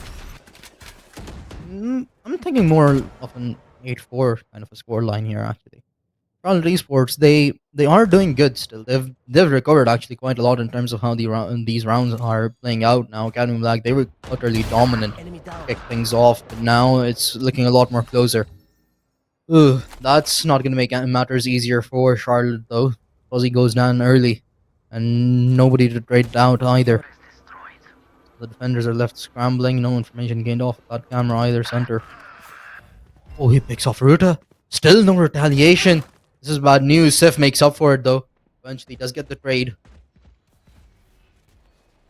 Oh, Sif playing with danger here. Oh, but they still find one! Oh my gosh, that's gonna be a great play from them. It's just not enough, and it's still a 3v2 situation. Pichu trying to fight in CT. We see one going heaven. Decoy gets activated. Wait, that's such a good play. It makes them think that the decoy is gonna be there, but okay, it's still not enough. They're only able to find one, which is, it's good, but it's leaving Pichu in a 1v2 situation. Versus 1. 59 HP to work, but Util's still not available, and it's a double peak. Annie Lower finishes him off, and the man is absolutely popping off. 4K in the last round, 3K in this one. Academy Black, they confirmed themselves at least a 2-round lead heading into the second half, and we still have quite the way to go before we enter the second phase of this map. This is absolutely absurd. Academy Black. That was such a good play from them, though. Henny Lover putting in the trip in CT. They knew that Pichu was CT, so they put the trip there, and then both players just creating that swing from both of them. It was just absolutely inevitable that Pichu would fall there, because even if they jump over it, what, you're in air, and then the two swing you, it's just going to be even worse. Ruta, good shot.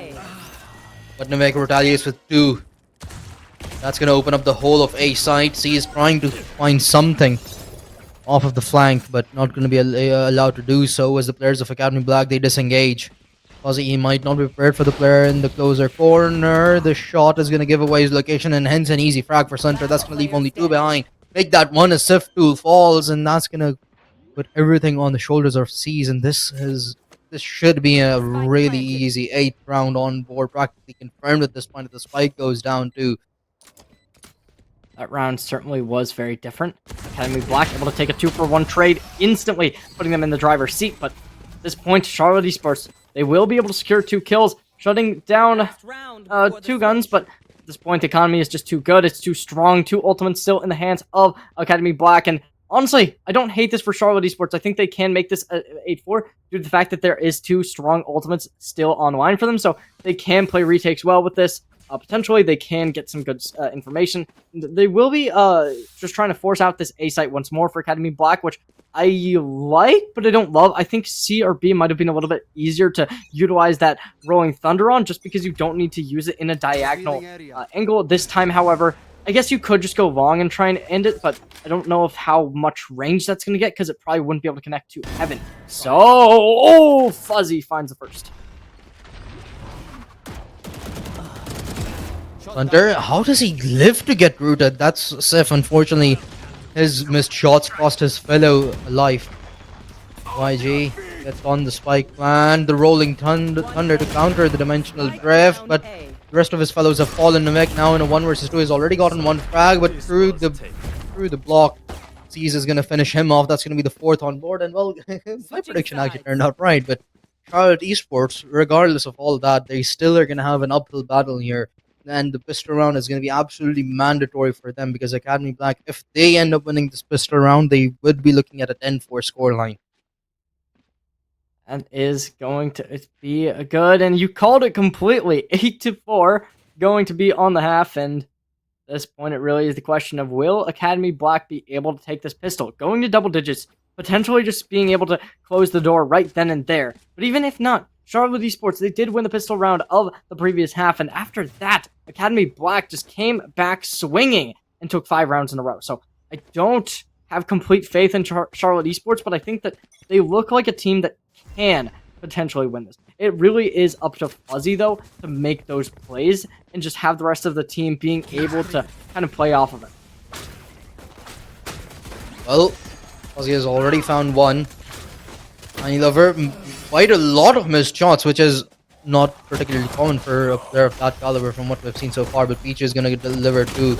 So far, no kills have gone the way of Academy Black, but that's going to change. 2 players do fall on the side of Charlotte, but the round still ends up going the way of Charlotte Esports, and that's exactly what they were looking for, a strong start heading into the second half. That definitely was good, but this overcommitment in weapons does leave me a little bit skeptical due to the fact that a Vandal and Phantom with light shields can instantly be burned down due to something like a shotgun that could be picked up for Academy Black. And I mean, I don't hate the buy, but I don't love it either, because I think that if you are in this situation, a Bulldog with full shields is a lot more impactful than a Phantom or Vandal with light shields. Not gonna sugarcoat it or anything like that. I just don't like this buy. Valid. We're gonna have to wait and see what exactly is it that they decide to pull off with it. Oh, Recon Bolt does not get destroyed. That gives so much info.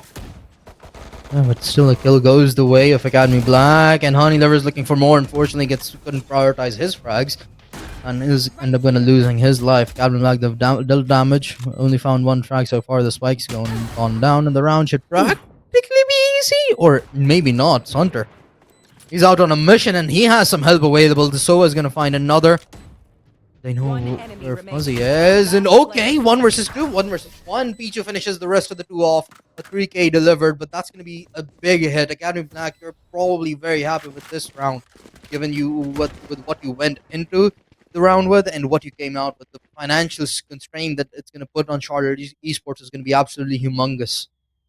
It's as you said, Inflict. That's gonna do it. Charlotte Esports, they have very little money in the tank remaining. They're gonna force up 2 Vandals here, which I don't totally love, but you know, if Sif is able to find some good value with it, that's gonna be a pretty strong start. And Fuzzy only taking a Sheriff. Honestly, I don't want to say that Sif is bad or anything, but I think it would be worthwhile to hand that Vandal over to Fuzzy and just take the Sheriff that they are currently possessing. So Charlotte Esports are going to start picking up some ultimate orbs, taking a little bit of damage in return, and Academy Black, they are still just kind of holding the sights and not really going to do a lot, but okay. Oh, wait, that would have been hilarious if they both had that decoy and the player just TP.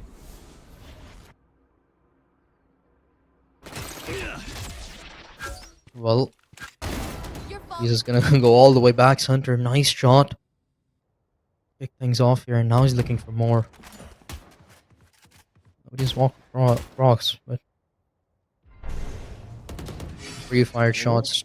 Gonna try and bait somebody out, but now Nivek, he's understanding the pressure, and he's gonna relocate and put his intention. Ooh, Fuzzy gets Fuzzy. one. Oh, and the tripwire is absolutely genius. Hanilover back on his game. Remaining. Gets one. The Soul gonna follow up. Last one alive is gonna be Pichu and spotted out as well. That's gonna be the 9th on board. Academy Black, they do lose 2 to kick things off the second half, but they retaliate right back as soon as they get their hands on the rifles. It was amazing. Honeylover just taking that tripwire and able to shut down Fuzzy with that. Fuzzy has been the player you really do have to watch out for, but they were under so much stress and so much utility just starting to overlap and overcome Charlotte Esports. And at this point, Academy Black, they're up 9-6, and they have this game in their possession. All they have to do now is find one more round, go to double digits, get the economy of Charlotte Esports down in the dumps, and that brings them to 11. Sunter, though, playing way too aggressive for their own liking, and this might become a really uncomfortable situation because there's nobody to follow up on them. No Breach Stun, no Sova Arrow, and instead they're going to be forced to back off without finding, I believe, any damage at all.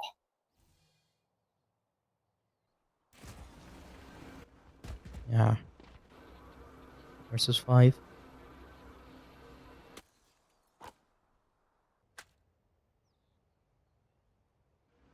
Center is going aggressive. YG was able to find a frag last time around here, but this time around gets denied. Seas follows up. That's already going to put Charlotte in a prime position to go on the aggression. Novek, though, he's going to have a lot to deal with. Does get one. Looking for the second, unfortunately, won't be able to deliver. 2 versus 3. It's still manageable. Maybe not anymore. My eyes are better than yours. However, has been such a crucial point for his team. Unfortunately, he falls, and so does the SOA. The 7th on board for Charlotte Esports, and they're still not letting Academy Black just make a run and snowball their lead. Academy Black, they are definitely not going to be happy with that because the economy of theirs is starting to crumble and over towards the side of Charlotte Esports. They have the money, they have some ultimates as well. Now, Fuzzy, with that kill contract, that has been a playmaker who has been able to, time and time again, be able to shut people down and take the sites for themselves. Now, if you're able to connect that onto Honeylover, that's not only going to be likely a kill, but it also dismembers the utility, and oh, Sunter, gonna be going in like a madman with a singer in hand. This close-range weaponry gonna help, and oh, just forcing them out. This might not be great, though. At such a range that... Woo! Stinger It's not gonna matter, but it was cool. Yeah. Now the man advantage lies in favor of Academy Black. And that's because of Sunter. Peacher's gonna fall too. Gonna leave only 2 players behind. Charlotte. No real estate to work with. Sure, the weapons are still good, but Academy Black have gotten upgrades too at this point. I've been in love with this breach utility for the past couple rounds. It's been so good, and the aftershock there as well. Just being able to force everything. Ruta in bad situation as well, and they are going to be found out. YG to get the kill, and that's going to be the stun coming out once more. This is a breach. I think Nivek might be my player, at least this match, because they've been time and time again being able to really support the team with utility. And oh my gosh, 12 assists on the board. That is absolutely absurd. YG with 10 as well. That just shows the team play that this team has to offer. Unfortunately, the Sova for Academy Black not having as much impact when it comes to info, but I think even they've been having a pretty good performance, and they're going to be doing as well on this defensive side a little bit better, I believe, because when it comes to that A site, there's some really good lineups to be able to just get some cheeky Sova darts to be able to get good damage off and be able to find the info, which really does help so much. Absolutely does. 3 more rounds. All the Academy Black need. We're sidestepping the drone! No. That was perfection! A. Spike down as well. Charlotte are gonna have to fight for it, and they do pick it up, but in the process, the whole team and Academy Black, they confirmed their 11th with a flawless victory. Oh my gosh. I loved that right there. This Sova, sitting outside this, or sitting in the smoke with the shorty, goes out because they hear the drone. The drone comes in. As soon as the drone comes in the smoke, it goes out. And as it goes out, it's the Sova going back on into the smoke. And who's going to expect that from Charlotte Esports? The answer is nobody. And Academy Black takes the round win. It leverages this 4-round lead. There's no way Charlotte Esports is going to be able to come back, at least right now, because they're all on light shields. They need a miracle to be able to bring this back.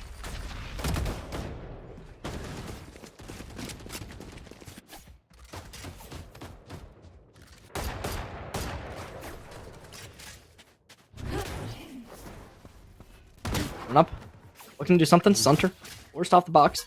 Tailwind activated, and it will be expended, but they are going to be able to trade that damage in kind. 85 HP on the Oro, and it will leave this mid to be attacked. Now, this drone from the Sova on the side of Academy Black will be able to detect Ruta, but they will just back off and kind of just keep their presence alive.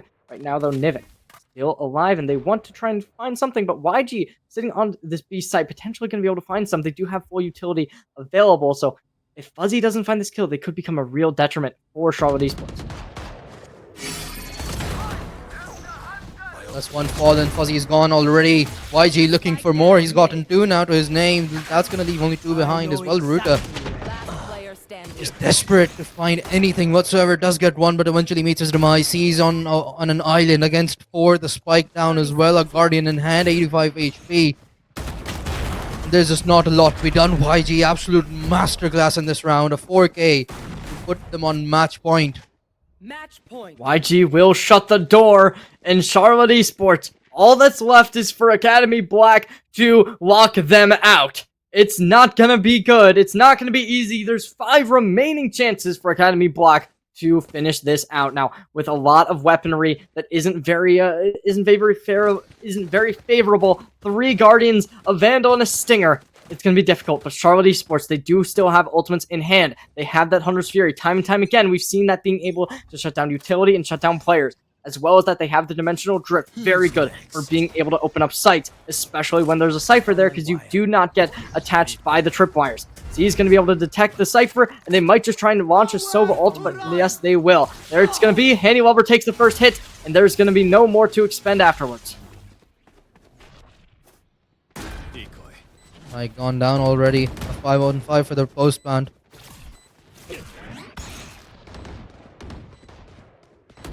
Most of the players all the way towards long. They're going to clear out the flank, but Ruta is going to fall towards the B side. Now the lurker is gone. The whole fight's going to be towards the side. Fuzzy is on an island, has no help whatsoever.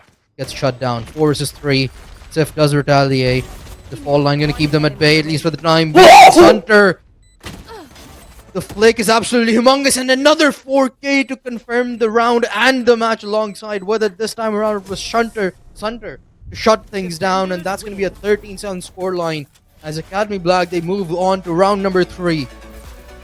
Sunter was not a player we have seen this match as somebody who has been absolutely dominant, finding everything, but that last round was a complete masterclass, and that's gonna do it! Sunter, oh, I guess they were actually. You know, Sunter did actually pop off like crazy that game. 23-14, 8 first bloods, a complete dominant performance, but nothing beats that finale, because that Blade Storm went crazy finding the first, which, yeah, you know, you find the first, makes sense, and then the instant flick to secure the second and secure that site is absurd. Last player remaining, and Sunter just runs him down, which I'll admit, you know, it wasn't the most flashy thing ever, but on the last one, but those first 2 were nuts.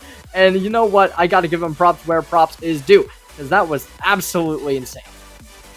Yeah, absolutely was. And I mean, Sunter, sure, he didn't have a lot of pop-off moments. He did find, I think, a 1 or 2 3Ks before, but most of it was him just being consistent, finding those entry frags, just targeting the sentinels time and time again, and finding those early conversion picks off of that util that was being provided by that breach, which you praised in the second half particularly. But it was that duo, the breach and jet duo, that was finding openings time and time again, and that allowed Sunter to be set up for him to find openings, and that allowed Academy Black's extreme aggression, particularly when they were attacking as well, to work out so well. Annie Lover was another exceptional player with the least amount of deaths across the whole map. 9 deaths, and I believe he had 19 frags. He was absolutely clutch. He wasn't exactly consistent, but whenever his team needed him, he showed up absolutely humongous. That was a absurd second game, and we have even more coming right up for you, so make sure you stay tuned because we have one last match to end our evening with, so that's going to be a big one. But Inflinked, thanks for staying with us because we got even more right up in the action. And ladies and gentlemen, thank you for sticking with us just as much because this is going to be massive. Peace.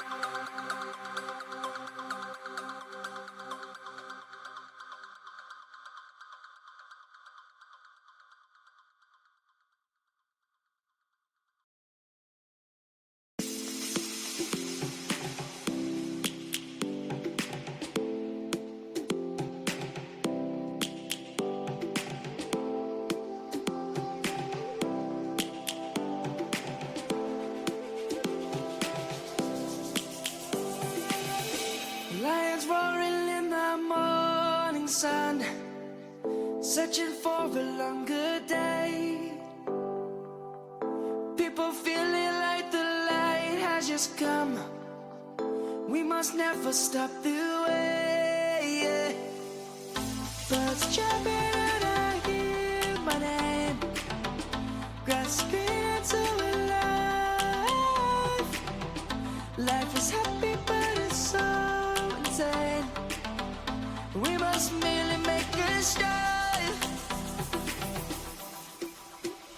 Savannah, I'm coming home. Savannah, we'll never be alone. Savannah, the beauty of the world. Savannah, let's all take a walk.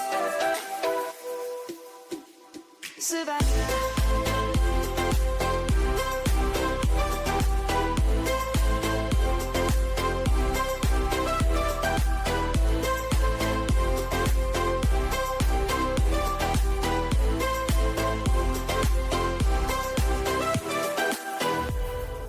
Lion's gonna come. The birds have just begun. Welcome back, ladies and gentlemen. We're returning with the third and final match of the night. Joining me back once more is going to be Inflinked. We're going to be going in with two phenomenal teams, but one a little bit more phenomenal than the other. I'm not going to lie. We have the number 6 seed facing off against that number 20, so it's a little bit of a David versus Goliath. More than the rest of the matches we've seen, but why don't you introduce us to our teams here? Yeah, the first one is going to be Nightshade, the 4th seed, and they are a team stacked from top to bottom with Radiant players. They have a substitute who also is a Radiant, by the way, and the core 5 obviously are too, who are going to be, as you said, against the 20th seed, which is going to be Labyrinth Atlas. That team consists of more Immortal 2 and Immortal 3 players with no Radiant across the board, but it's still a pretty good rank, and they could still obviously put up a fight again. I've said this before, the individual gameplay can differ from what a team plays like. It's all about coordination, it's all about setups and communication when it comes to a 5 versus 5 competitive. So if the team is more proficient in that, they can come out on top, and somewhat of an upset can be expected, but we're going to have to wait to see how this exactly pans out. But just looking off the stats that we are given, it's obvious that you have to favor Nightshade heading into this one. Yeah, that is, to say the least. We will be going to split for our third and final map of the day, so we're going to be seeing a whole repertoire of maps, not going to be going to the same thing twice, and we're already seeing Nightshade starting off on that right foot with the attacking side in their favor. This is an attack-favored map right now, so I like the idea of them being on the attacking side. Now, let's talk about duels. What do you think we're going to see here?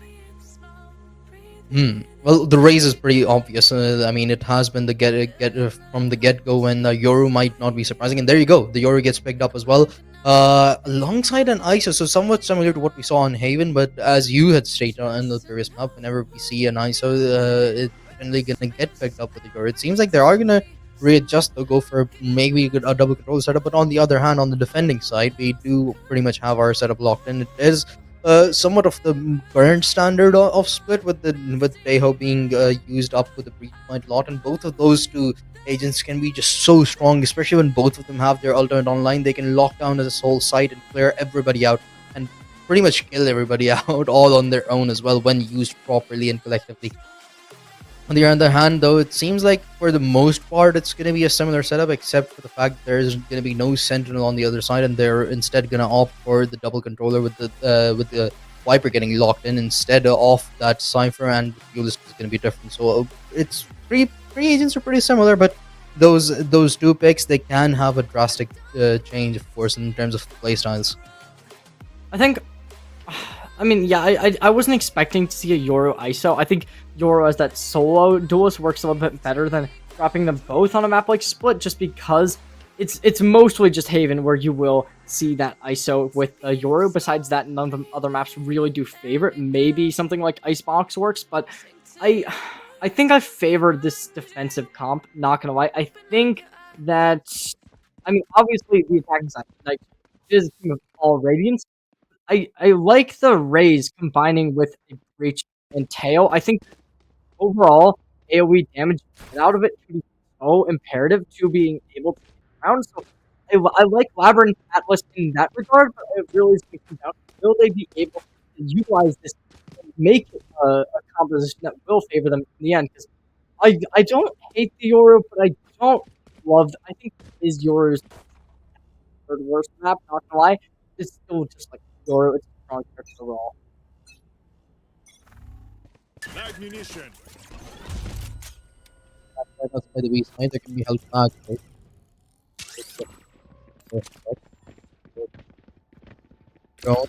Here, I'm being with pushes coming in. Koda gonna get forced back courtesy off those missiles with the push coming in. The classic shots, they do hinder a little bit, but Weist is gonna come back to retaliate, finds two, but the equalizer has been provided. The players of Nightshade have been weakened up quite a lot actually. And the hold has been really great so far. Shadows gets the kill. It's straight. It's trade. 2 versus 2. A minute left on the clock, and the spike still in the hands of the players of Nightshade. But again, but collectively, both of them have less than 100 HP to work with, while players of Labyrinth Atlas, they're pretty healthy so far. Oh, Dudley, he's gonna spot both of them here, and actually, it's gonna be both of the defenders present. Kuno gets one, but unfortunately, he's gonna get traded off. Eo finishes them off, but this whole round was practically just based off of trades, and Labyrinth Atlas come out on top. Labyrinth Atlas already off to a good start, despite being on the lower seed end of the pack, but despite that, they will shine in the darkness, and Nightshade, that darkness will be overwhelmed at least for one round. One player standing and one player to bring out the end. Labyrinth Atlas, it seems as if they want to stack this B site. They're kind of committed to it, and I don't know if that's a little bit of scarcity thinking. If we only have 2-1-2 setups, then the opponents in Nightshade will just be able to run us down, which I mean, it may be true. Obviously, if you're Radiant, you have good game sense, you have good aim, you have all of it. But Labyrinth Atlas, they don't have that. They have a ragtag group of players. This is all they need, though, to be able to secure these wins. Right now, though, Nightshade, they have complete control over mid. And they're looking to overwhelm something, Deathball, into a catalytic effect. But Nightshade, they're starting to make some presence, and it will be rewarded by Labyrinth Atlas. First blood drawn. The drone did spot out a player, but no suppression's gonna come through. Cody. It's another. That super has already fallen. Zafir now feeling the pressure. There's a player up close. The fault line not gonna connect, but it's gonna make matters for Zafir all the more easier. Suddenly it's all come down to the Taeho. You know, last one alive does get one before eventually falling to his counterpart, and a clean second round on board for Labyrinth Atlas. This is exactly the start that they were hoping for, because again, something we have talked about is that their ranks are a little bit lower. Again, they're immortals though, so it's still great players individually, but when you are against a stack of Radiants, it does make you a little bit nervous. So this is going to be just the start they needed to get their confidence on par and get themselves to have a strong start against Nightshade. I love this setup from Labyrinth Atlas, though. They continuously put this Breach, Raze, and Teo together to really just put aggression over on this defensive side, and I think they are going to be favored here, despite it being a 3v5 situation. Yeah, the missile's going to do so much damage. Gnu falls. The trades do go down, but Labyrinth Atlas is going to be the one that comes out on top of it. As the dust settles twice. Stuck in a corner, Mr. Weagle finishing them off. Versus 2 now. Nightshade. Just able to flood out everyone from Labyrinth Atlas, and that's Labyrinth Atlas able to flush out everybody, and it's going to be really just the general utility usage is looking so strong. They're coordinated and they're ready to attack. Labyrinth Atlas also having a little bit of a pinch about to come into play as well, with both Sphere on the flank and as well as that they have other teammate of Betsley coming over, and the Stinger trying to get some damage, but Spear finds the first. And gets the second as well. A third on board for Labyrinth Atlas. Nightshade, they had a full arsenal to work with, but it doesn't even matter. They have their setups proper, and the initial engagement was absolutely phenomenal from the side of Labyrinth Atlas. They forced everybody out from Nightshade.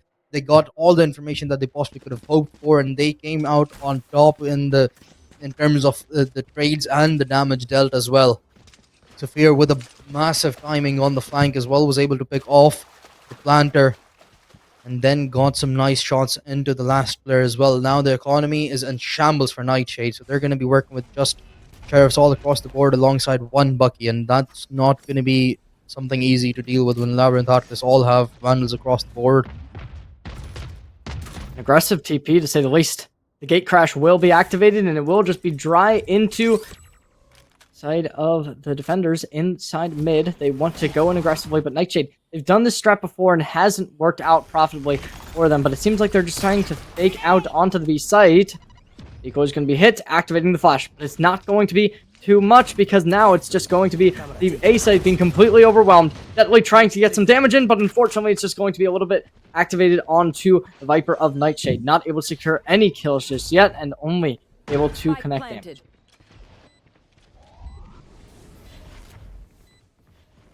damage. Oh, a big paranoia. Shadows finds a double. Delty gonna get the next. Last player standing. Oh, wait. All gone. He's found two. One with the sheriff, one with the picked up weapon. Evo last alive. He has to deal with two. Does get one, but Mr. Weagle shuts him down. It's thrifty to put Nightshade on board. A great fake. And the fake was not detected. And Labyrinth Atlas, they've been taken down. It's finally been Nightshade able to turn their 0 into a 1. And let's see whether or not they can replicate this success, because their minimized damage has been activated. So now I'm liking it. Nightshade, they've gotten what they want. And let's see if Labyrinth Atlas, with a little bit less money than they would appreciate, will be able to bring it back. Now, personally, I don't think it's going to be that easy. I think strong, tall guy with the judge can be really detrimental, especially if they are able to get high into mid, just due to the fact that there's a lot of close corridors that they do have to deal with, but instant aggression going to be found.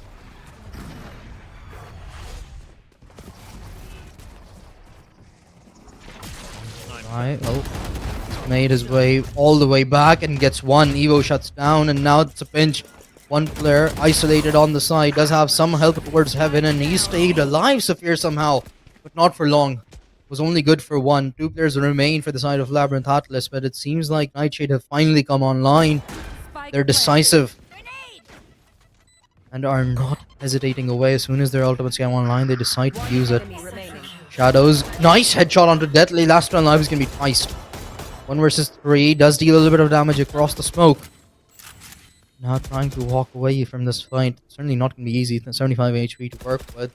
It's not a showstopper, but wouldn't exactly be wise to use it here. And Yoshi finishes him off, and that's gonna be the 7th for Nightshade. Honestly, that is so upsetting, because that was literally the one player on Labyrinth Atlas who had a Vandal that round, and they were the first one to fall to strong, tall guy. It really is just so upsetting, because honestly, I think that kind of was winnable from Labyrinth Atlas, but it was just a little bit too much to handle when it came to the site getting pushed into, and Nightshade, they're going to be forcing Labyrinth Atlas onto an even lower buy than last round. So I think this is going to be equalized 3-3, especially with both sides having that ultimate. The Armageddon going to be extremely impactful, especially for the defenders here, because we've shown time and time again that they can play really aggressive with set plays, and this is going to be it. Able to connect a lot of people with that and maybe find some kills. No, they will not. Shadows gets twiced. Now it's all come down to 3 players. Evo, he might not even be prepared to take these players from behind him. Does have Tejo to help him out. Does get one. Now tucked into a corner. Koda couldn't deliver much damage. Hence Evo falls to the hands of Canoe. Koda now tucked into a corner. The missile not going to deal any damage, but the rifle certainly will. Saphir has delivered a headshot, but that's all she wrote. Mr. Weagle shuts down the final 2 and provides the equalizing round as the scoreline gets tied up 3-3. Nightshade finally having some breathing room, not needing to do much, and Labyrinth Atlas going to create their own breathing room with a pause. And taking this timeout, it's good, but I don't love it, because I think that they need to change something on the spot. They give Nightshade time to strat, time to get something, but Labyrinth Atlas, they've already expended their playbook with those set strats, going in aggressively with that Teo, Breach, and Raze. It's being seen that from Nightshade that Labyrinth Atlas is not afraid to get down and dirty, so I think that Nightshade, they're going to be good for the rest of this half, most likely. I would not be surprised whatsoever if we see a 9-3, just because Labyrinth Atlas, they were able to take early rounds because of their aggression, because of how they played as a cohesive unit. Now that that's no longer going to be something that will scare Nightshade and kind of be a impulsive decision for Nightshade to just have to back up or die, I think Labyrinth Atlas is going to need to get something new. And if they don't have something to really get rid of the fakes that Nightshade has been showing at them and the general just movement that this team will go in, I think that this game is going to turn into a direction that it's already started to head in. Absolutely, certainly. Nightshade. I mean, they are absolutely immaculate. That they have shown in the last 3 rounds. It seems like the first 3 losses just came off the fact that they were trying to understand Labyrinth Atlas to the best of their abilities. But if Labyrinth Atlas are going to have a moment of readjustment and rediscovery, this is it. Just took a time out. They had a moment to talk. Is it going to be enough? Saphir gets tagged up by the Tahoe missiles. Locating targets. Force bank that's going to open up mid, at least for the time being, but Nightshade not going to capitalize on it. They're just going to keep the players guessing. Oh. Strong, tall guy. Gonna be clearing some corners, looking to get something, but Labyrinth Atlas, they're still holding strong. They're waiting. And they're biding their time. I like this a lot from them, playing a little bit more defensively, and it will work. With Evo finding first on to strong, tall guy. Peek out. It wasn't expected, but it will be traded with wallbang shot. Unfortunately, the rocket launcher is going to be launched as the rest of the team will back off. So that's just going to be able to kind of force some rotates, and those rotates will lead to an extra kill going in favor of Nightshade. Able to collect that, and now Labyrinth Atlas, they are down and out, but it won't be for long. With first looking to get the second, but it's just not enough shadows to find it. 30 seconds left. Oh, Twice gets another one. The timeout may have just worked out. It's a 2 vs 2. Still, the Rolling Thunder is still online. The missile gonna force Twice out of his comfort angle, and he gets shut down. Give me a call. Last one alive. He's online now as Big Team has gotten a frag. It's a 1 vs 1. Not a lot of I'm on time. their side. 10 seconds left. Spike Oh, planted. this is a horrible plant spot. Oh, wait, what? Deadly didn't push? Oh, it's not gonna matter. Deadly finds the kill, secures the 4th, and brings Labyrinth Atlas back into the round. I was a little bit skeptical of the timeout being taken, but it wasn't to any faults. It was going to be Labyrinth Atlas taking the round, and they will be able to bring themselves back into this game. And despite 3 rounds from Nightshade, it won't go into a bigger snowball than that.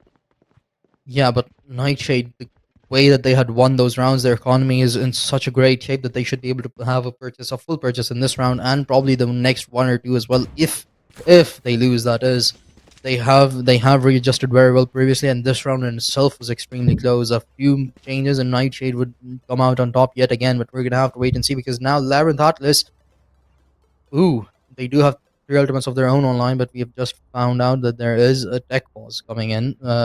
I'm not quite sure what's going on, but hopefully it gets sorted quickly and we can get right back into the game. But this is sort of going to allow the Labyrinth Atlas to have a little bit more time to talk about amongst each other and figure things out, and how exactly they want to deal with Nightshade here. Because again, they did take the time out. They did end up winning the round, but it came down to a 1 vs 1, and it realistically could have gone either way. You know, I don't want to make any assumptions here, but if we are seeing a tech pause, I heard this on a VCL cast just the other day. I'm going to agree that I think this might be it. Somebody's mouse died. 100%. 100%. And this is going to be a PSA to all players, coaches, anybody watching. Charge your mouse. Do it now. Right now, as you're watching. I'm currently charging my mouse. Y'all want to see? Here we go. Right up here. Oh, can I get the camera to look? Oh, let's move it a little bit. Let's move it a little bit. Right here. Mouse. We can't see the in. chart. There we go. You know what? There it I'm gonna plug mine in right now. Everybody here. watching the stream There, right now. Okay, okay. that's gonna pixelate my camera like crazy. Everyone plug your Wait. mouse in. There you go. There you go. Take a moment. Are you Step happy, away. Cherry? There you go. There you go. It's plugged in. For sure. Hey, we both have Razer mouses. Viper Ultimate, and Yeah. you know, I'm very proud of all of us. We're all gonna be charging our mouses today, and you know, we're all gonna be happy. So everyone watching the stream, make sure you do that. Beautiful producer Haza, charge your mouse right now. Actually, don't charge your mouse, because that would be problematic if you can't use it. I can't use my mouse while it's charging because of the way my cords are set up.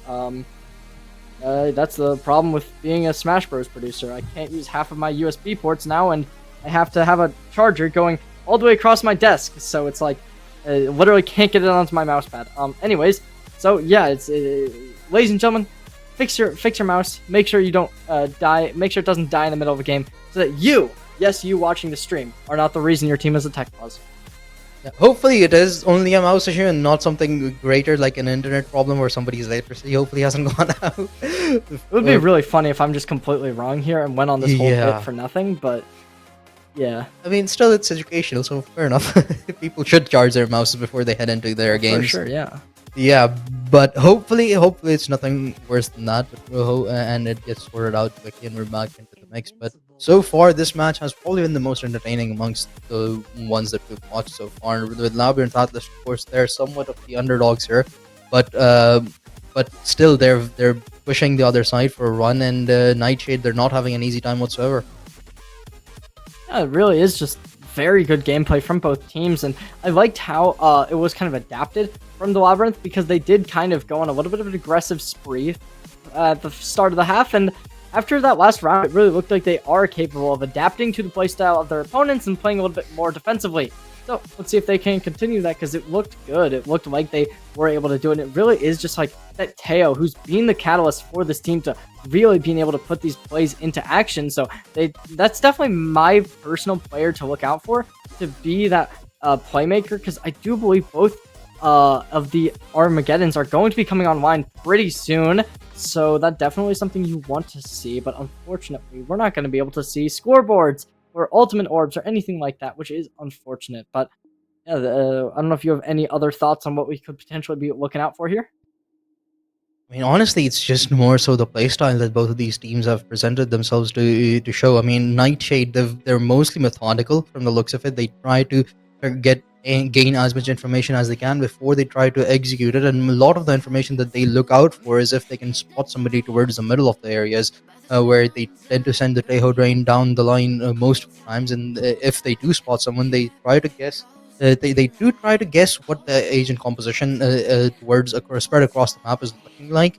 And for the most part, it has worked out. But the last round, it got really close again. It came down to 2 versus 2 right there, and they had a Rolling Thunder online. Had they decided to utilize it, it probably would have been actually their victory. But they decided not against it. I mean, these small decisions, it matters quite a lot when you're at such a high rank of Immortal and Radiance all across the board. And for it is Radiant on one side, but it's just above the Immortal 3. So the game could realistically go either side, even though the other side is somewhat of an underdog. And ladies and gentlemen, we will be getting straight on back into the game. So it was a short pause. I'm not sure if our producer can give us any information on whether or not it was a mouse problem. Hopefully we can get that, but if not, that is fine. Personally, I cannot use my mouse, so I would not be able to check. But Labyrinth Atlas, right now, they are still in the driver's seat, but that's going to be an ultimate to really change the tide of this game. Well, we're back into the game, and it's a fast one, Nightshade. They're trying to make up for the time lost. They found 3 players already, and now they're hunting for more. Saphir getting hunted down, 44 HP to work with, and well, there you go. It's a shotgun to shut him down. Last one alive is going to be deadly, and flawless right off the bat to equalize the scoreline yet again. It really was off the back of Strong Tall Guy. Maybe that was the player who had the tech pause because their internet wasn't working or something like that, because a 4K to bring them from 6 to 10, really being able to get Nightshade back on the board and giving them this equalizer. It really is just that playmaker in the Yoru, and let's see if they can get some more value out of it, because right now it does not seem like Nightshade has any plans of stopping. They are going to only expend 1 ultimate there, I believe, in that breach ult, while they still have 3 remaining, almost 4, with 6 out of 8 ult orbs on that Armageddon, which obviously we know is a big ult, as I was previously saying during the pause. And yeah, Nightshade, they're going to have a decent amount of remaining in their arsenal, but right now it actually seems like Labyrinth Atlas has a bit of an advantage here with a great play coming out with a lot of people sitting down in vents.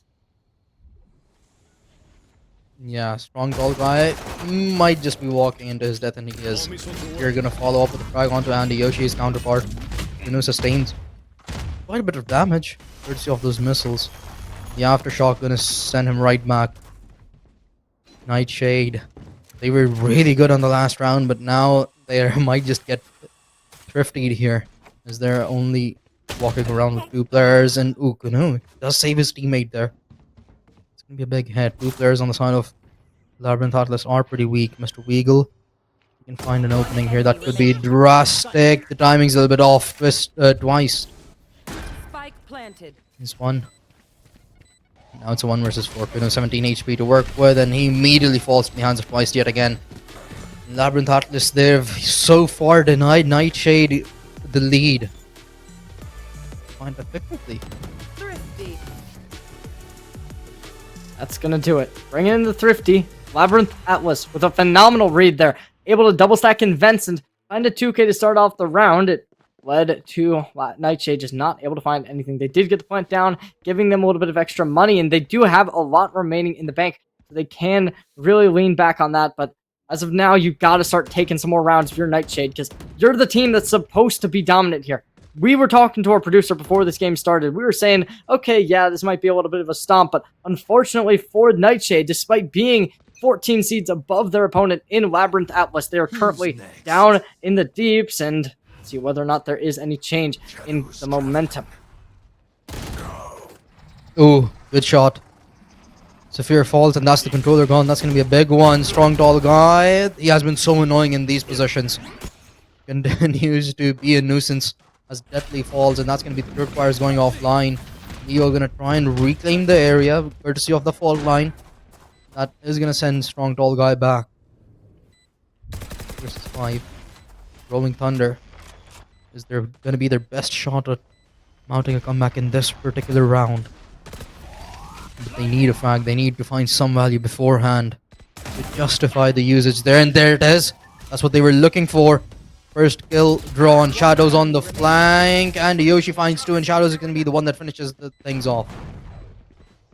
5-5. Nightshade only dropping a single player. And honestly, that was a player with a gun that really was not that needed. It was just a judge. So dropping that one weapon is not going to be that big of a deal. So Labyrinth Atlas, they thought they were in the clear, but they are still in the thick of it. They have to deal with Nightshade, who has so much potential in their players. And Strong Tall Guy going to be opting in for an operator. An interesting idea, seeing it is a Yoru on the attacking side. Which, I mean, yeah, if it's like a Jet or Chamber or something, it would make a little bit more sense. But and especially even if it was just the defensive side in general. And this is going to be the shot, and that's going to connect. First, they're down. Nightshade now aggressing towards the A side, and Yoshi has found another. Does get traded out. The showstopper won't connect, but Mr. Weagle has been tagged down to 15 HP. He's still gonna be the first man in from the looks of it. He's gonna back off, wait for the backup to arrive. But so far, twice he's all by himself. No help whatsoever. But for the fall line, it should force some movements from the side of Labyrinth Atlas. Seems like the Deho is going to go on a flank. The Cypher might try a different route. The Viper split online, and that should force the Cypher over towards Heaven alongside Twice. The Neural Theft online, so if they can find a kill, that would be highly beneficial. As of now, though, this Viper's pit is going to be really just a thorn to deal with. You have to go either from main or Heaven, and that's going to be difficult to really get control of, especially after Mr. Weagle gets one and gets traded out, though. Strong Tall Guy gets another, and that's going to leave Koda all on his own against 3 with the Viper split online. It certainly isn't going to be easy whatsoever, so walking away is going to be a wise choice. But for the first time since the start of the map, Nightshade get a lead. It sure is only a 1-round lead, but it could be detrimental if they're able to win the next one as well and go walk away from the first half with a 2-round lead. Oh, Last round in the half. this is not looking good. Nightshade at 6, Labyrinth at 5. If Labyrinth can't take this round, it will be a 7-5 half. We've seen a lot of 7-5s today. So, I mean, I don't hate this Nightshade. I think I would have expected them to be a little bit farther up, and honestly, with how aggressive their composition is, I kind of expected them to be a little bit higher up. So I am kind of favoring Labyrinth Atlas at least a little bit here, because especially since they have that Rolling Thunder still online along with that Neural Theft, they can really be good for taking these retakes.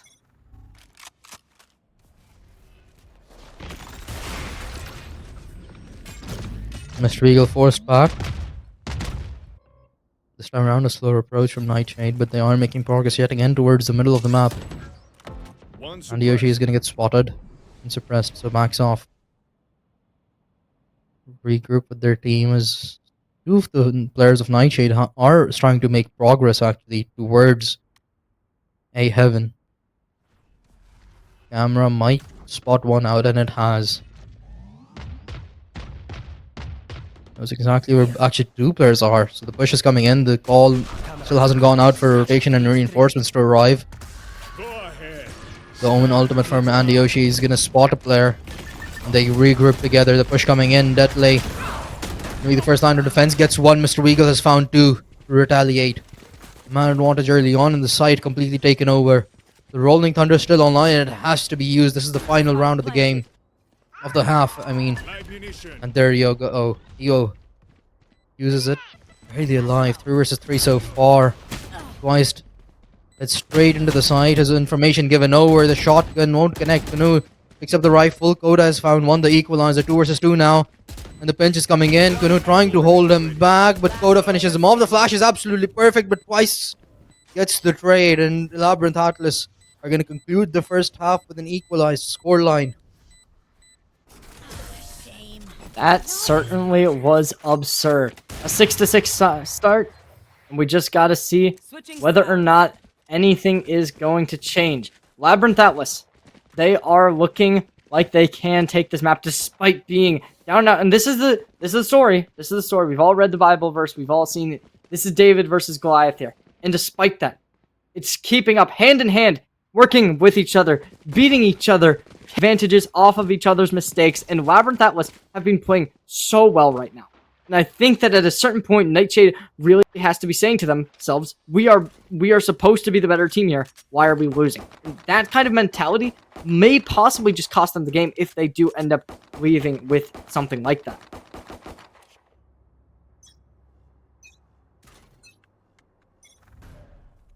Second half initiates. Come around, Nightshade on the defensive end of things.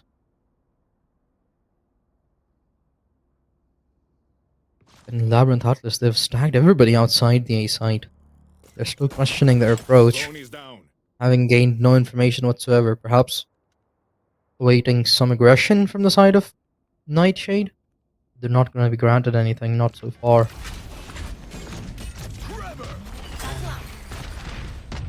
Aggression comes in. Twice, though, instantly picked off. That's going to lead with Nightshade taking the advantage on their defensive half. With a good aftershock going to come in, start to take some space. Labyrinth Atlas.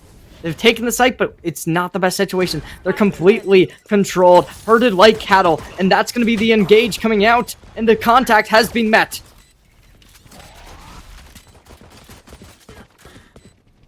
Shadows finds another deadly.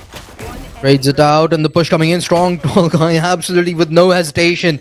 Just rushes on the remaining players, and the pistol round goes the way of Nightshade. Nightshade taking the advantage, and they've been able to do it swiftly and securely. 4 players remaining, very little damage dealt, and it's going to be a good round from them to really start off the half, able to go and win the pistol, which they couldn't do in the first half. They lost 3 rounds because of it. See if they can change it up. Are going to have a better weaponry to work with, but it seems like Labyrinth Atlas are still going to go for some purchases here, at least some pistol upgrades. So it can be lethal, they can do damage, but the likelihood of them winning the round of up force is not going to be quite high. They sold some of the sheriff's pack as well, actually. So 2 sheriffs, 3 classics. They're hoping to gain any damage, any kills, or any weapon upgrades that they can walk away with. Drone in a spot, deadly.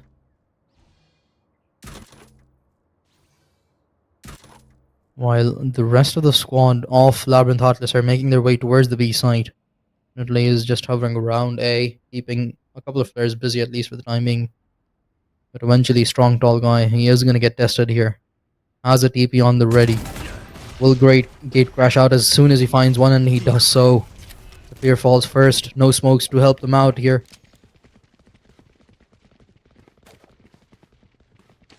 Labyrinth Atlas are on the run yet again. The raid's absolutely perfect. Nightshade, they're sending both of their initiators away back to defend the A site. They have to do their due diligence, inspect the closer corners, but push yet to make its way in. Cypher was awaiting reinforcements, and it's a 30 seconds. it's a massive flank coming in from both the sides, actually. The Omen, but the timing is going to be everything. And Twice is all on his own, actually. It wouldn't even matter. He has been spotted away. And Yoshi. Oh, don't do it. Never mind. Oh! Twice gets knifed. confirmed the 8th, and this is the biggest lead that Nightshade have had so far in the game. Oh my god. Well, you know what? I am so happy. Inflict, we got our first knife kill of the day. And you know what I gotta say? In Nightshade, instantly my favorite team. They're winning the whole bracket just because of that. They got the vibes up, and I think because of that, they will be the team to beat. Labyrinth Atlas, they're not in the best spot, but they're not in the worst. This is the round where you can take it. They were able to save on the last one. They're going into this one with 3 full shields, 2 light shields, one of them being regen. So I'm liking it, but let's see whether or not they can take it back. Strong tall guy. Again, no hesitation, just speaks out wide, picks off twice immediately, and walks away with his life. No damage sustained either. And now it's up to the rest of his squad to hold the line, defend the side. Canoe does get flashed and picked off. The strong tall guy, he's there yet again to make up for it. Shadows picks off the player towards middle. They're keeping every single area safe. What a headshot by Saphir! Sorry, by a strong tall guy onto Saphir. He's gotten 3, eventually he does get picked off with Mr. Weagle to finish things off, and Nightshade now have confirmed their 9th, and it seems like the snowball is trying to take place. Oh, 9 rounds, 1 more. If Nightshade takes this, they go up to that double digits level, and honestly, I think it is kind of likely they were able to secure the bonus despite having the lower weaponry. Now they're on the higher weaponry. Their opponents are only on Sheriffs and Stingers. Now, we see Labyrinth able to take some close range engagements. There's some good chances that they can get something here, but we will see whether or not that is going to be the case.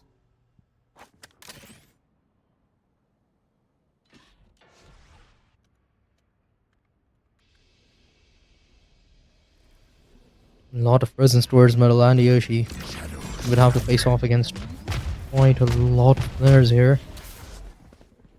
Some of them have been weakened up already, actually. Missiles were good. The fault line gonna separate them, and Shadows alongside Andy Yoshi sets up perfectly. Strong tall guy to get the 4th, and the round it's already come to a conclusion from the looks of it. Evo does get a nice headshot, would be able to pick up the Phantom with no problem whatsoever, but another pinch is trying to develop up with the Omen in the back lines. Shadows and Mr. Weagle holding the front, and Shadows is going to be the first point of contact who shuts him down as well. Double digits secured, 3 more rounds is all Nightshade need. Include the series. Right now, Labyrinth Atlas, they've lost and they're down in the dirt. They need to change something up. They need to be able to create a chemical reaction within these players. These 3 players who've been doing so well working together in the first half, that Raze, Teo, and Breach, combining them once more to potentially get some good value could lead to Nightshade having to readapt themselves. But right now, they're just doing the same thing. They're trying to go back and just replicate success. But unfortunately, that's the definition of insanity. And at this point in Inflict, I'm really thinking Nightshade should be able to take this game away. Yeah, they're looking like it looks like they have all the momentum in their favor. Their confidence is absolutely on point, especially strong tall guy. He has no hesitation from I mean, it seems like he's speaking out corners all on his own. He's silent walking across them with no util whatsoever. Just dry being him, finding a kill, and then just 8 crashes out of there with no damage taken whatsoever. I mean, with performance like that, Labyrinth Atlas, there's not a lot you can do. You get caught off guard time and time again.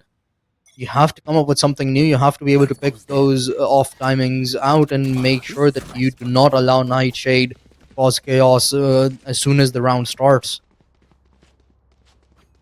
Labyrinth Atlas, they're down 4 rounds, but they do have some weaponry here. This is bad, though. They can't win this round. They're going to be going down, and the side of Nightshade's economy is going to start really flourishing. Strong tall guy with 3,700 credits. They win this, they're going to be back up, and some of the players with almost 7K as well. It's crazy how strong some of the damage has already gotten, but as of now, it is seeming like there is some chances that we could get from the side of Nightshade to potentially falter. They do only have 1 ultimate in the bank, and Shadows finds 1, and he finds the 2nd.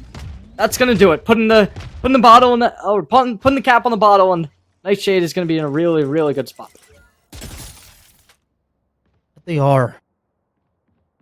Still 3 more players to deal with, but Nightshade, they're looking phenomenal in the second half.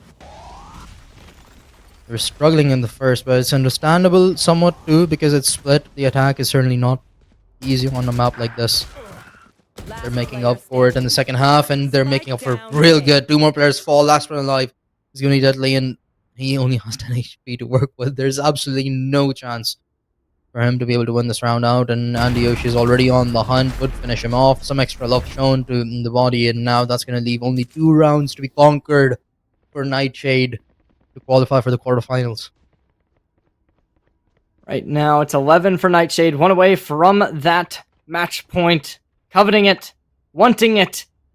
And right now, Nightshade, they have looked really good. They're about to have the Viper's Pit once more. They're close to the Armageddon and the Rolling Thunder. They do have that Drift available, but right now it's really going to come down to will they be able to shoot their guns better than their opponents, who still only have 2 Stingers and a Guardian with 2 Vandals in that driver's seat. It's going to be difficult to really get those close range engagements against a team that's so good. One down. It's a start of a domino effect from the looks of it. Oh my god, how does he even get both there? Eventually he does get traded, but the damage has already been done. Saphir walks out. Just barely. Got knocked down to 45 HP. Almost did meet his demise there, but the spike's already fallen. You're gonna have to fight for it. Deadly, he may have found an opening here as he gets picked, as he gets Mr. Weagle. Near theft utilized they have all the information that they possibly wanted. And that's gonna allow Saphir to get another. He's out. How does he survive that? Deadly potentially being called out, and only 9 bullets remaining. There's the kill. Looking to go for the next spear, being a little bit too aggressive, and they will be seen as well. That's 12 rounds, doubling what Labyrinth Atlas has collected, and oh, that might just have done it. I'm not gonna lie to you. It's been instantly obliterated ever since the half has changed. Nightshade is completely transformed as a team.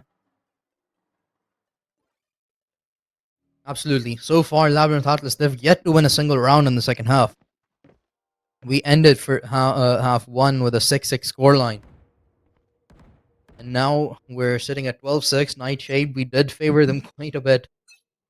We predicted them to have won, but given how first half went, I did not anticipate the scoreline to look like so by the end of the map. And look at this, look at this. Oh, he does miss one of the shots to mix up for with the Phantom. Here does take Canoe out, but it seems like GG's already as Labyrinth Atlas. They've lost 3 players. The last 2 alive is going to be the Breach and twice the Rolling Thunder online. But look at that. They're so afraid. They're practically in their spawn. Both of them, they have absolutely no idea where the players of Nightshade are, where the pushes are coming from. And they have to clear every single angle that they walk across. Gonna be difficult. They do have the Rolling Thunder online. They could potentially try and push this mid, get a little bit of an upset play, and get a kill. Equalize this 3-4 or 2-3, sorry, which wouldn't be the end of the world. 2-4. It's gonna be difficult. Pushing down, and he finds the kill.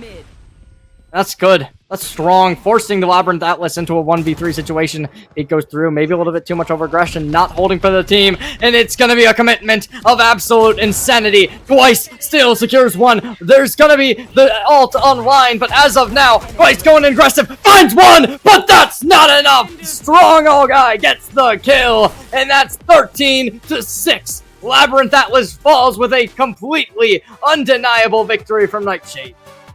Absolutely phenomenal attempt from Twice right there, but unfortunately it was not enough. The second half dominance was absolutely phenomenal from the side of Nightshade. 7 rounds in a row.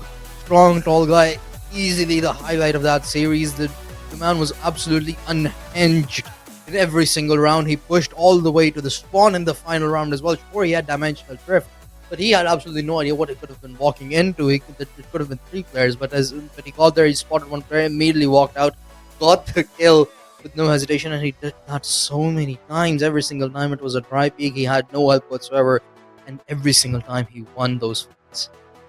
That was absolutely absurd, but unfortunately, that's gonna do it. The Atlas has been crumpled, and it's been sent flying down to hell, and that's going to be our final match of the night. So, ladies and gentlemen, stay tuned, because at 2:30 p.m. EST, Day 2 will commence. That day is going to be even more intense, with the action getting even more crazy. Best of 3 is going to be active, and that's how we will crown the winner of the Kivo series. But Inflict, do you have anything before we finish off that you would like to give the audience? Honestly, I'm just excited to see how tomorrow plays out. We have a lot more teams, such as Nightshade, who are all stacked Radiance as well. And if this is the entertainment that we're gonna get, and this is the performance that we're gonna see from the teams, then this is only gonna get better in the best of threes. For sure. But ladies and gentlemen, make sure to stay tuned because that's going to be it from us at the Kivo Esports. Thank you so much to our great producer, amazing producer, phenomenal producer, glorious producer, attractive producer, maybe, potentially, Haza, the GOAT, the greatest of all time.